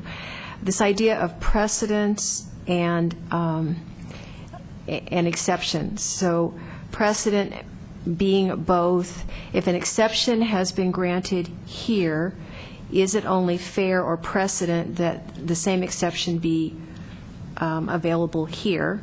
And if an exception is granted here, does that mean that future exceptions will automatically be granted in another case? So can you, I know you had some language in the staff report, but since it does keep coming up as an area of concern, can you walk through that just a little bit and clarify? Just to refresh the public and council, at the end of the staff report, we did cite that when a development proposal is made, it is considered independent of previous applications and is based on the individual site characteristics and constraints. Approval of any of the requested acceptance, the variance, reduced setbacks, and/or lot line adjustment would not set a precedent if appropriate findings are made that are specific to this proposal and property. Just as a follow-up, that this council has dealt with on many occasions in the community, just like other communities, when you look at a land use matter and an application for development, what matters is what's in place at time. So if you take an older neighborhood like Bella Vista or a lot of other neighborhoods in Los Gatos, or a newer neighborhood that has undergone modifications or change, what you always have to look at before you even get to that decision is, what are the rules in place at the time that the application comes in? What are the rules in place that are applicable to the subject application? So the mere fact that there have been exceptions in the past in a neighborhood are not necessarily applicable to a future project if the rules have changed in the interim. So what the first thing that the council or the planning commission always has to look at, as do the planners, are what are the rules in place when the application comes in. So the mere fact that something was built on the same neighborhood or the same street or even next door at a prior time, or even a future time if the rules are different, then that doesn't create the ground rules for what happens at the current time and the current rules. Thank you, Mayor. I'll let others go now. Okay. Other questions of staff? Councilmember Brzezinski. Yeah, yes. I'd like to talk about 145 Bella Vista, if I might. This is used as a model for the recommendations regarding these two properties. And in visiting this street and being present, particularly down in the south end, I do think that there are some major constraints that are evident on Bella Vista and in the south area that are generated by the proximity of the homes to the street, that is the homes on the hillside, and also the driveways that are in those homes, particularly 145 and 143. We have received input from one of the neighbors noting that it's a very constrained section of the street, that because of the narrowness of the street at that point and the way the homes are situated along Bella Vista, that it becomes very, very difficult to actually traverse that street in a vehicle. And add to that then the question of bicycle and pedestrian frequency. It seems to me that would not be an area we would want to replicate on the north side. Now, when the staff viewed this particular home, 145, as a sample to be replicated, was the staff's feeling that the design, particularly the driveway design, was adequate and appropriate, or were there some concerns at that point raised to the applicant? First of all, when 145 Bella Vista was, when the house was reconstructed, I believe the garage was left intact. And so that parking and driveway and garage scenario was a pre-existing remaining condition. I didn't personally have a conversation with the applicant about that address. That is the most recent application on that side of Bella Vista, and it was probably at least 10 years old. So it can be used as an example of a similar type of lot, and you can look at how things were done on that lot for assistance in designing plans. But we still want to look at each site individually, and if something doesn't work on a site, we definitely wouldn't want to necessarily replicate that or follow that on another lot. So the circumstances aren't exactly the same. There's similarities, and it can be used as an example in a way of designing a house that fits the site and steps down the slope. I don't think we would ever want to say, that's what you have to build here. It's just, we point to past developments to try to assist an applicant, show them where something was maybe done well or not done well, and we still have to come back and at the end of the day and look at their particular plans and determine whether that's appropriate for that particular site. And I would, on the traffic issue, if there's an issue with the backup and the driveways and all that, we certainly wouldn't want to set up that same kind of scenario. Okay. We try to put these driveways in the most appropriate location on these lots, given the, the particulars in the street and where they tie in and everything. From your perspective on the hillside, how do you compare the hillside of the application to the hillside at 145, 143 in terms of, and frankly, I was having difficulty trying to make the comparison because the houses, of course, filled the lot. So in terms of slope, in terms of distance from the street to the rear of the homes, for example, any thoughts on that? I don't know what the average slope is on those two properties, and I could potentially look at town topo and come back with that information, but I can't off the top of my head tell you what the slope is on those properties. The proximity to the street, we did look at all of the homes on that side of Bella Vista, how close they were to the edge of pavement in terms of the house setback and the garage, looking at the driveway depth. So we did compare it for those purposes to show that the majority of the homes on that side have short driveways, are built relatively close to the street, up where it's a little flatter, and then the houses were stepping down the slope. So that was the one comparison we did use it for. All right, thank you. Councilmember Leonardis. Thank you. A couple of questions for staff. So I also walked behind 145 Bella Vista to try to make a comparison, and was just wondering, how do we actually verify the slope of a property? Do we rely on information that the applicant provides to us, or do we actually go out there and measure it ourselves? Typically, the information is provided by the applicant. I don't know when 145 was developed. I'd have to pull the plans out and actually look and see what was submitted at that time. But we do require topo on slope properties, and if staff has a reason to check it, we sometimes do. We have engineering consultants that we'll use to check topo and check average slope calcs if we have any reason to suspect that it's not accurate information. But it is supplied by the applicant and then checked by staff. Another question. Go ahead.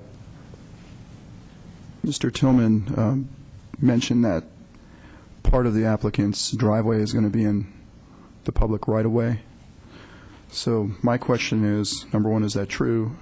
Number two, what mechanism will we be using to grant the easement, or if we are deeding town land to the applicant? There is not any transfer of land. The driveway would connect from the existing edge of pavement to the property and to the face of garage, and that is the situation for all properties along a public right-of-way. Sometimes the driveway connection is shorter than it is here, but this pavement edge is actually fairly well set back from the edge of property. I'm guessing it's maybe between 10 and 15 feet away. So they have to make the connection from the edge of pavement to the property, onto the property to get to the garage, regardless of where the garage is located. So that would just stay within the public right-of-way.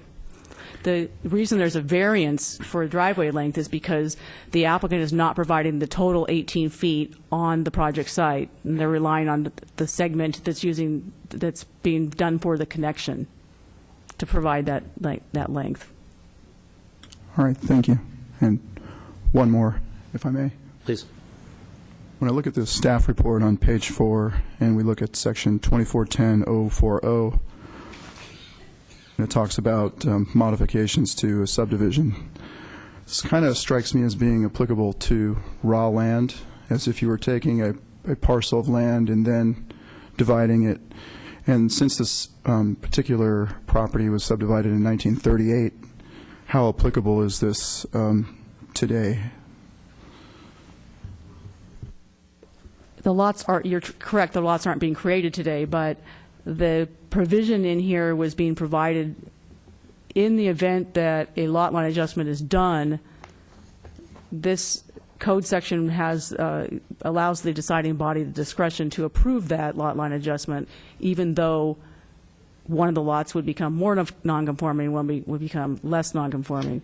So that component of it is discretionary. And if the council as deciding body doesn't feel that there's adequate findings, the lot line adjustment wouldn't be approved. And the lots would stay the existing sizes that they are. Thank you. Okay. Other questions of staff? Comments?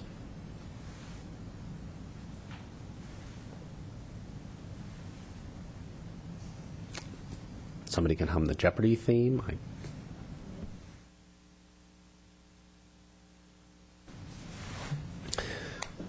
Councilmember Brzezinski. I like to see you squirm, Mr. Mayor. Thank you. It was sun I was in today. Yeah. Well, it brings us to, I think, the necessity of a decision. And I want to make sure we're all aware of of what the options are for us. The applicant, the appellant in this case, made an appeal on the basis that the Planning Commission erred or abused its discretion. And we have very significant limits on what we can and cannot do in relationship to a Planning Commission decision. Given that that's the appeal, then we would have to find error. I have difficulty validating the error of the Commission that is proposed. I think as I read the Planning Commission motion, it did reference to, or I believe it was Ms. Sayak who referenced to 2,400 square feet, but in a context of the project in general. It wasn't exclusive of the FAR. As far as the variance for rear setback, the variance not being requested, but the issue, I believe, was the setback, and whether that was a misstatement of a verbal miscue, or it was in context of giving a general orientation to an area of difficulty. I don't see this as being an error in the legal sense. The safety of the driveways, and then the opposition of the project by the neighbors, both cited, but I think there was opposition by the neighbors. I think that was quite clear. And tonight, I must say that I appreciated the rational and in some way sensitive approach taken by all of those on both sides who presented to this body. So that I don't find that the decision of the Commission was an error. I think what they were asking, if it were to get to Council, that we would look at those things that were of concern to them. One is the mass of the house, the size and mass of the house. That would include the siding on the property and all of the things that come with the massing, including tree removal, the proximity to the street and so forth, the proximity to the houses on the west side. the request being to reduce that mass significantly. I know the applicant was concerned about how you define significant, and frankly, since we don't design from the dais, we probably won't give you a number. But I do think that the issue, as being requested by the Planning Commission, was reduce the size of the house to a degree that would be significant, and that would be something that would be reviewed subsequent to the reworking of the plan. As far as the rear yard setback goes, that's very much related to one of the issues of the hillside guidelines, which is protection of the neighbors. And there is a pre-existing condition, and that is the Maggie Court community exists. They exist whether you agree or disagree with any exceptions that might have been made when that was developed in the 90s. I believe it was in the 90s, somewhere in the early 90s or mid-90s, is irrelevant at this point because it does pre-exist, and now we have to protect those individuals in their community. I live very approximate to this project. I live over on the boulevard. I'm very concerned about traffic, as you can imagine, but I'm also very observant of Caldwell and Bella Vista and this hillside into town. And even though there may not be any evidence of accidents, I do know that there's great potential for accidents. And I think we, knock on wood, the fact that we haven't had reports of accidents is something that is significant. But by observation, it's clear that there are traffic issues. And as was pointed out, we are doing some traffic calming as a result of our own studies that determine that there are issues of speeds of traffic and volumes of traffic there. And then in terms of being swayed by the opposition, we read everything. We read all the letters, we read all the emails, we read all the documents. This was Sunday. The opportunity we have at this end of the process is to see the entire presentation. And so I don't think that that anybody, whether it's the Planning Commission or the Council, is easily swayed by the points of view that are raised. We don't really say how many people are in favor, how many people are against. It's the numbers in favor that we will go with. We don't operate that way, and I think we've been very consistent that way. So for me, it seems that the Council has only one opportunity tonight to recommend, and that is to deny the appeal and uphold the Planning Commission. And I'm going to make that motion at this time. We have a motion. Is there a second? Second by Councilmember Leonardis. I will second that. Okay. Vice Mayor. Thank you. Now that we have a motion on the table, just to put this in context, we are looking at an appeal, which means we are determining whether or not the Planning Commission erred. And as you sit out there, you can probably appreciate that we have several inches of paper that we have looked through. As Mr. Brzezinski said, we have a lot of information here. We have read the transcript or looked at the streaming video of 2 Planning Commission meetings. And for myself, visiting the site, both the way it looks at the visual from Bella Vista looking down, and also from the 2 townhouses I went into and looked at the way the hillside looks from those townhomes looking onto the hillside. All of that is very powerful. And what I was specifically examining was the motion by the Planning Commission, the motion that eventually carried. And with that, it was Ms. Sayak, and she was very specific. She said that she couldn't approve the lot line adjustment because you can't do that when it makes the lots more non-conforming. She spoke to not wanting to create a greater deviation on the rear setback. Architecture and site was the most significant because she was looking at the floor area ratio. And so you're looking at, if you combine the home and the cellar or basement and the garage, you're looking at numbers of 3,000 versus 1,000. I mean, it's a significant difference. She was looking at bulk and mass. And then when she got to the variance, her point was that if you don't need the variance for the driveway, if you're not going to be approving the homes per the earlier part of her motion. So the bottom line is those were the bases of her motion. That was the motion that was seconded and carried unanimously. And I find no error under our laws and our ordinances to grant the appeal in this case. Anybody else? Councilmember McNutt? Thank you, Mayor. Just a question of staff. So if the appeal, if this motion carries, the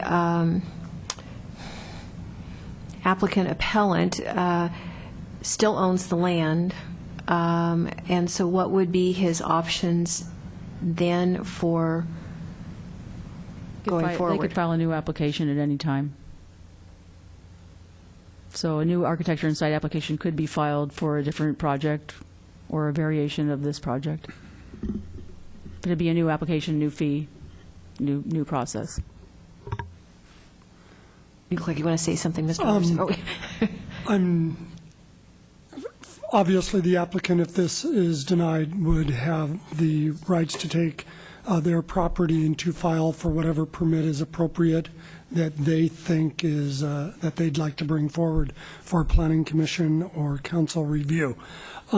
Fees are calculated on a number of ways. There are flat fees based on periodic studies the town does. There are also time and material fee bases that staff will use. Given a lot of the prep work that has been done previously on this application, it may make sense, and that staff has that discretion to apply time and materials or the fee basis on a case-by-case basis, or the council could direct such.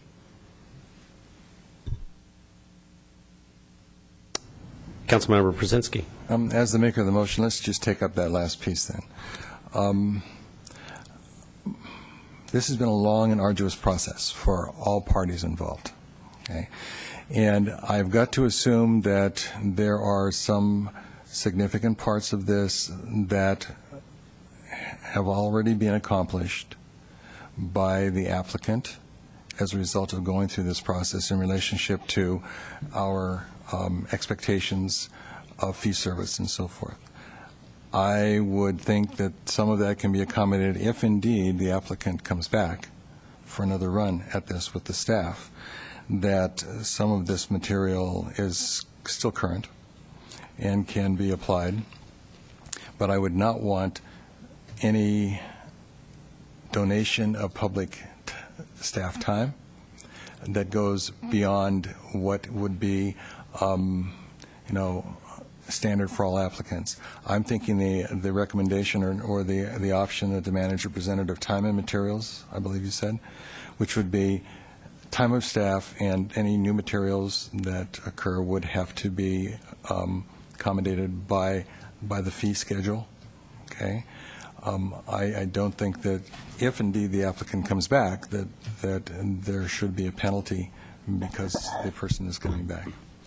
And in particular, under that approach, any third-party contractors such as the consulting architect, any arborist review, anything that the town engages that has an expense, including noticing of residents for any future application, all those costs would be directly passed on as with any application. Okay. Well, I would like to include that in my motion if the motion seconder is interested. I will second that. Okay, any further discussion? Councilmember McNutt. Thank you, Mayor. So I will be supporting the motion, but I wanted to take this opportunity to use an old trendy phrase of paradigm shift, which is what I think everyone who's involved and concerned about this project needs to experience. What we've heard is that it is a private property buildable lot, which means the people who live on the east side of Bella Vista at some point they're going to look out and you're going to see a house. Now, what that looks like, how big it is, whether it's surrounded by trees, that's all yet to be determined. But the open view that you've experienced for 10, 20, 30, 40 years, at some point is going to change because legally the property owner has the right to do that. The folks who live down below and are used to looking up the hill, and I live in a canyon, I'm used to looking up a hill, at some point you're going to see a house there. It's not going to look like that, probably, but there will be probably at some point in time some type of home built there. So kind of shifting the paradigm of what you have been experiencing. For the property owner, the same thing. Everyone talks about how this is a difficult site. It's a challenging site. And I have absolutely zero experience in architecture and engineering, but it seems to me that the more difficult and challenging and unusual the site, the more you need to use unusual architectural approaches to that. I don't know what it would look like. I don't know how big it would be, how it would be sited, but taking a breath, for everyone taking a breath, kind of clearing your mind, doing a paradigm shift, and starting afresh, I think, might end up with a project that is acceptable to the goals of the property owner, acceptable to the neighbors, knowing that change, for some, any change is going to be difficult. But I do think that if everyone works hard and works creatively and works cooperatively, that there can be a solution developed that works for everybody. Okay, I'm going to call the question. All those in favor of the motion to deny the appeal signify by saying aye. Aye. Opposed? Motion carries unanimously. We're going to take a 5-minute break before we go back to the consent items that were pulled.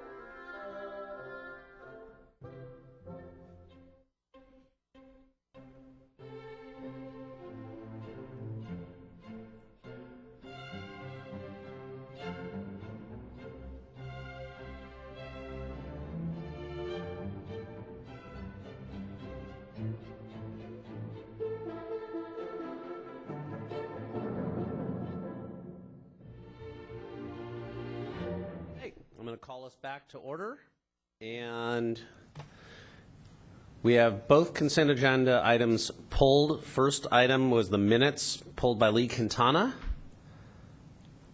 and I do not see her. Madam Attorney.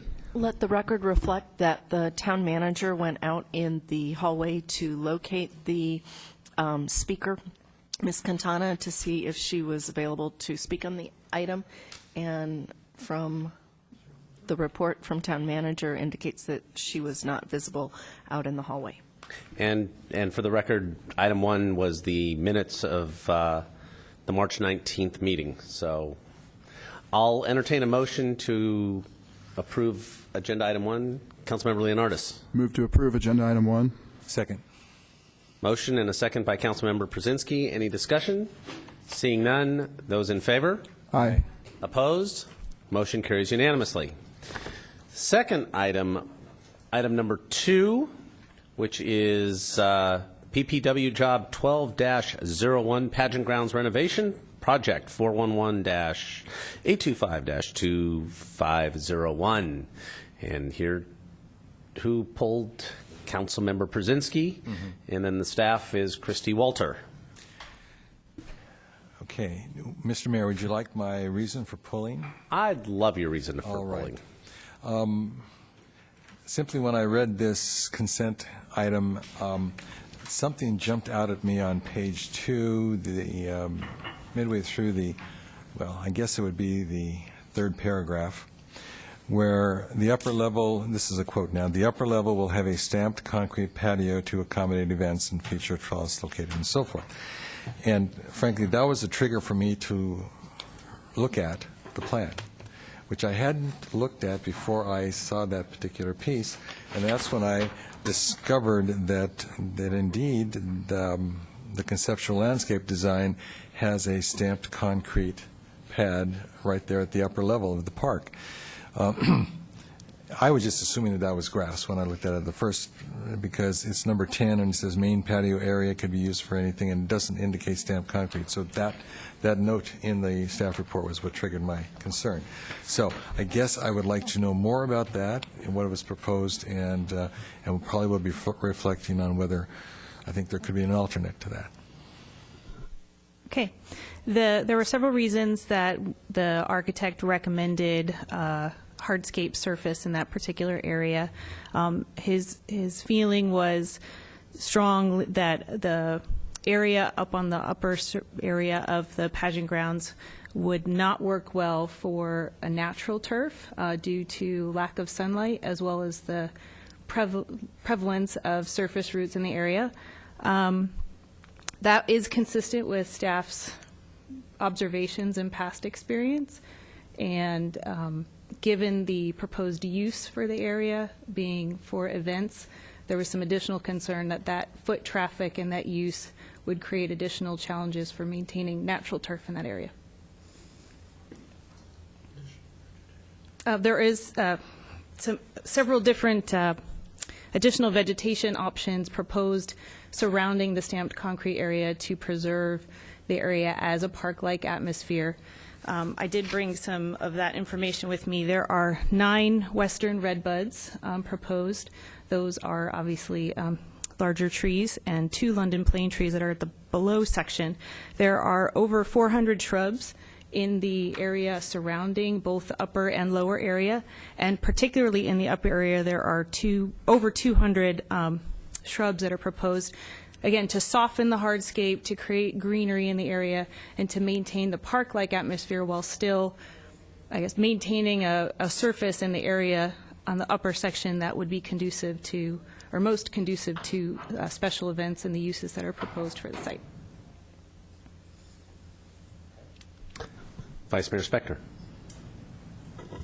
I don't have questions of staff. I have a comment. How do you want us to go? Should we do questions of staff first? Go right ahead. All right, since, everybody out there. The throngs in the audience. It was actually that same part of the staff report that Mr. Brzezinski mentioned that got my attention. And as a result, I came in before the closed session and looked at all of the plans with regard to this item. And my concern was, and I was going to pull it from the consent calendar, but Mr. Brzezinski beat me to it. My concern was that this park, Pageant Park, has historically been a very, I consider, beautiful, wooded, pastoral kind of park. And so I knew that we had to do ADA modifications. That I understood. But then when I came in and I looked at the big plans, I asked the town manager, and where is the lawn? And he said, there is no lawn. And that really gave me pause. I mean, basically what we have is hardscape. What I'm hearing now is that this is for the proposed use of events. Maybe I was asleep at the wheel when we made that decision to have hardscape for proposed use for events. But my take right now is I would really like it to be have lawn, grass, to be more green. Councilmember Brzezinski. Thank you, Mr. Mayor. That was exactly my feeling. I actually had a conversation with the manager earlier today. I took the plan, I went down to the library, went up to the second floor, went to the west windows and looked out over the park. And it's a park. And the upper area is lawn. And it's very attractive, and it's very inviting, and it is a park. And I think that I had the same feeling, obviously, without knowing that the vice mayor was going to see something similar. I had the same feeling that, we will be losing something here for the sake of gaining an activities or events venue. And I, too, didn't remember that our primary intent was to create an events venue in Pageant Park. We have used it for events. We've used it when we do our senior luncheon. But we do use the lawn when we set up the tables and chairs. And I really don't imagine that Pageant Park will have the same degree of use that Plaza Park does, for example. And I know Plaza Park, we have difficulty with our lawn, and it also has trees, and it also has shade, and besides huge numbers of feet all over it. But we would never in 1,000 years recommend that we pave Pageant Park because it's difficult for, or pave Plaza Park because it's difficult to maintain the lawn. We're going to continue to struggle with that. I see this as asking us to continue a portion of it as lawn. And when I looked out of the second story of the library and tried to visualize a stamped concrete pad, I really think that we would be losing something. So my recommendation, and I don't know exactly what direction we would want to take this, but my recommendation would be that we go back to staff, take another look at this, talk to the architect about it, see what we can do. I think as I look at the rest of the plan, it looks really good. You know, there's no question of that being a great plan, but I could also see the loss of the lawn for the sake of the stamped concrete as being a real deficiency in the plan. Councilmember Leonardis. Thank you, Mr. Mayor. I also looked at the plan and noticed that there was a significant amount of concrete, and perhaps as an alternative to real grass, we can use synthetic turf, or at least explore the use of synthetic turf. I know this is something that we've never tried before, but a lot of the stuff they have now is very real looking, and it could provide dual purposes where it will always stay green and pretty, yet it will not have to be replaced over and over or watered. Mr. Manager. I'll actually share that in my meeting with the landscape architect. He said that if the town wanted a turf-like feel, he recommended non-natural turf, and I kind of suggested that probably would not be appropriate, but that was his recommendation given the challenges of the site for growing turf. So. Councilmember Leonardis. I know that, thank you, Mr. Mayor. Again, just an idea to possibly explore. I realize that it's something we've never done before, and maybe it's time, or maybe if it doesn't look right, we can go back to the old way. But I think it might be a viable solution in this case. Okay. So is this, would you like to make somebody want to make a motion as to how to address this, Councilmember I'll Brzezinski? comment to this last issue. Hadn't thought of it. Would have to think about it. We're not going to design it tonight, but as an option the staff wants to explore, or come back to us and say, you know, we're going to stick with our stamped concrete, and here are all the better reasons that we want to do it. I mean, I would like to hear what the staff has to say. I know this is going to push back the completion of the park for a period of time, but I think it's such a significant asset to the community that I'd rather take a little bit more time to determine what we want than to push to closure without having that time. So I guess that would be my recommendation, to return this to staff. I'll make this as a motion.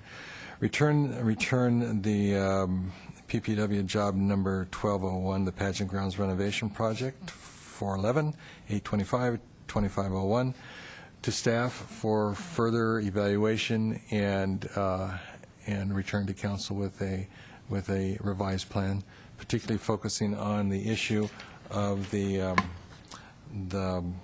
main patio area that is currently indicated as stamped concrete. I'll second. Okay, we have a second. Mr. Manager? Just on the implementation,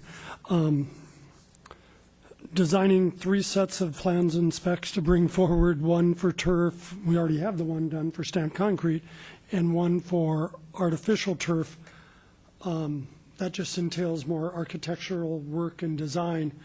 I might suggest we come back first for a policy direction on whether you want turf, stamped concrete, or artificial turf, pros and cons of each. You make a decision there, then we bring back the plans and specs for that. Or do you see 3 sets of plans and specs coming back and you choose which one you want that night? It's more work by the architect. I'd prefer your first alternative, but I'll look to the motion maker. The first alternative being?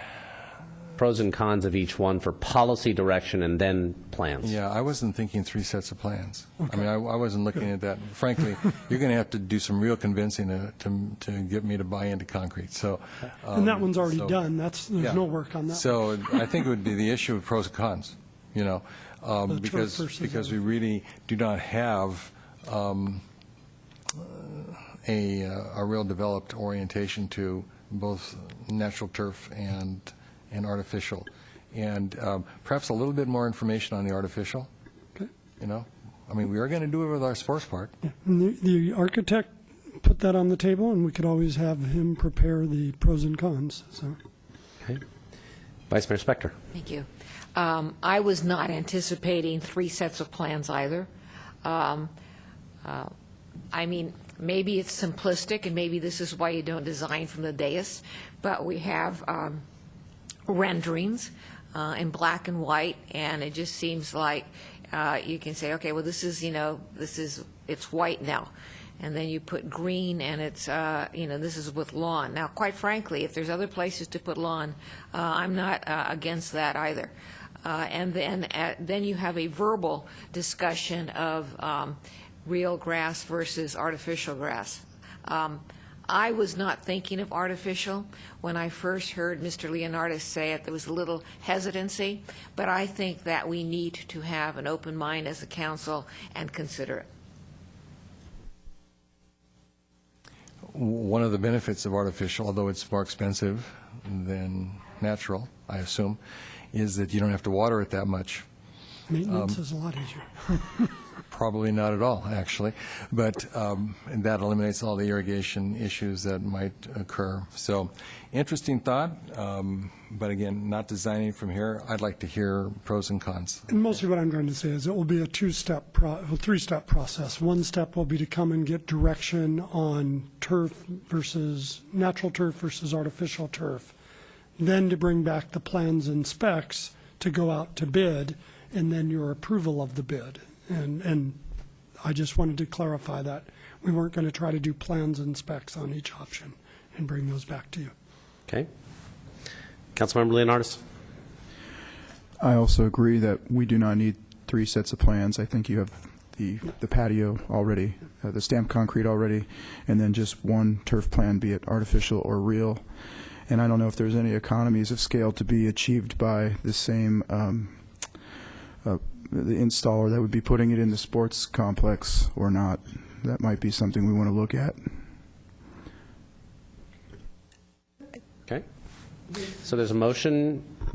I'm sorry. Go ahead, Manager. We will probably try to come back within 1 or 2 council meetings for the policy direction, because then we'll have to have the architecture work done.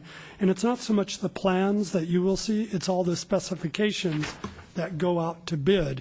Where the irrigation lines go, what the subsurface will look like, what grading and fill will be required. That all has to be done before we can get bids. Otherwise, the bids will be all over the board and incompatible. So it's more the specs.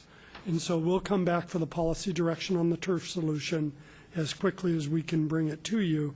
Then we'll work with the architect to come up with the detailed plans and specs that you approve before they go out to bid. We will also look at solutions when we do go out to bid to accelerate the process, either an ad alternate to meet a certain timeline or something like that, to see if that's possible. Using an existing contractor might have savings of time and money, so we'll look at all those options when we bring back the plans and specs. Councilmember Brzezinski. And I don't think anyone here has said that the conceptual landscape design as it exists is inappropriate. And we're just talking about that one section. I would like to make this as least complicated as possible. You know, we're talking about a lawn here, okay? I bet you there are some people in town who could actually lay PVC and saw it over the top of it if we asked them. So I don't see this as that complicated a mix. I think the general design is very good, and it's kind of the completion of what we've already started. So, like I say, if we can facilitate this, simplify it, I think I'd prefer to go there. Okay. Seeing nobody else? Oh, I just wanted to have one clarification that we do also need to do an addendum to the current contract with the architect in order to move forward with any of the work, even the evaluation of turf, which I do think it would be most beneficial to have him do that analysis for us, but we need to go through that step before we can proceed any further. okay. Motion on the floor. Those in favor? Aye. The attorney just had a great idea. Before we go to the motion? I didn't hear anybody say anything. Trying not to belabor this, but given the fact that there may be a contract amendment, and I'm not sure the amount yet, and whether it's in the manager's authority, perhaps the maker of the motion might want to consider, and the council might want to consider some sort of authorization within a reasonable amount to delegate that to the manager so that we don't find ourselves delayed even more bringing a contract amendment back to council. Refresh my memory, if I might. Please. What is the manager's limit? 50,000, and we think the work would be less than that. So I think, following on the attorney's idea, a delegation.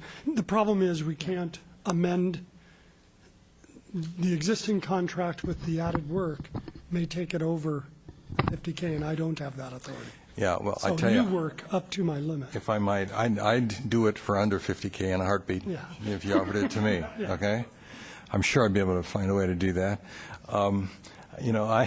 I think that we should be able to do it for under that. Again, simplifying this would be a really good thing, yeah. So it'll include that in the motion. Okay. Is that agreeable to the second? Yes. All right. Now, this time we're going to actually vote on the motion because we didn't do that before. Those in favor? Aye. Opposed?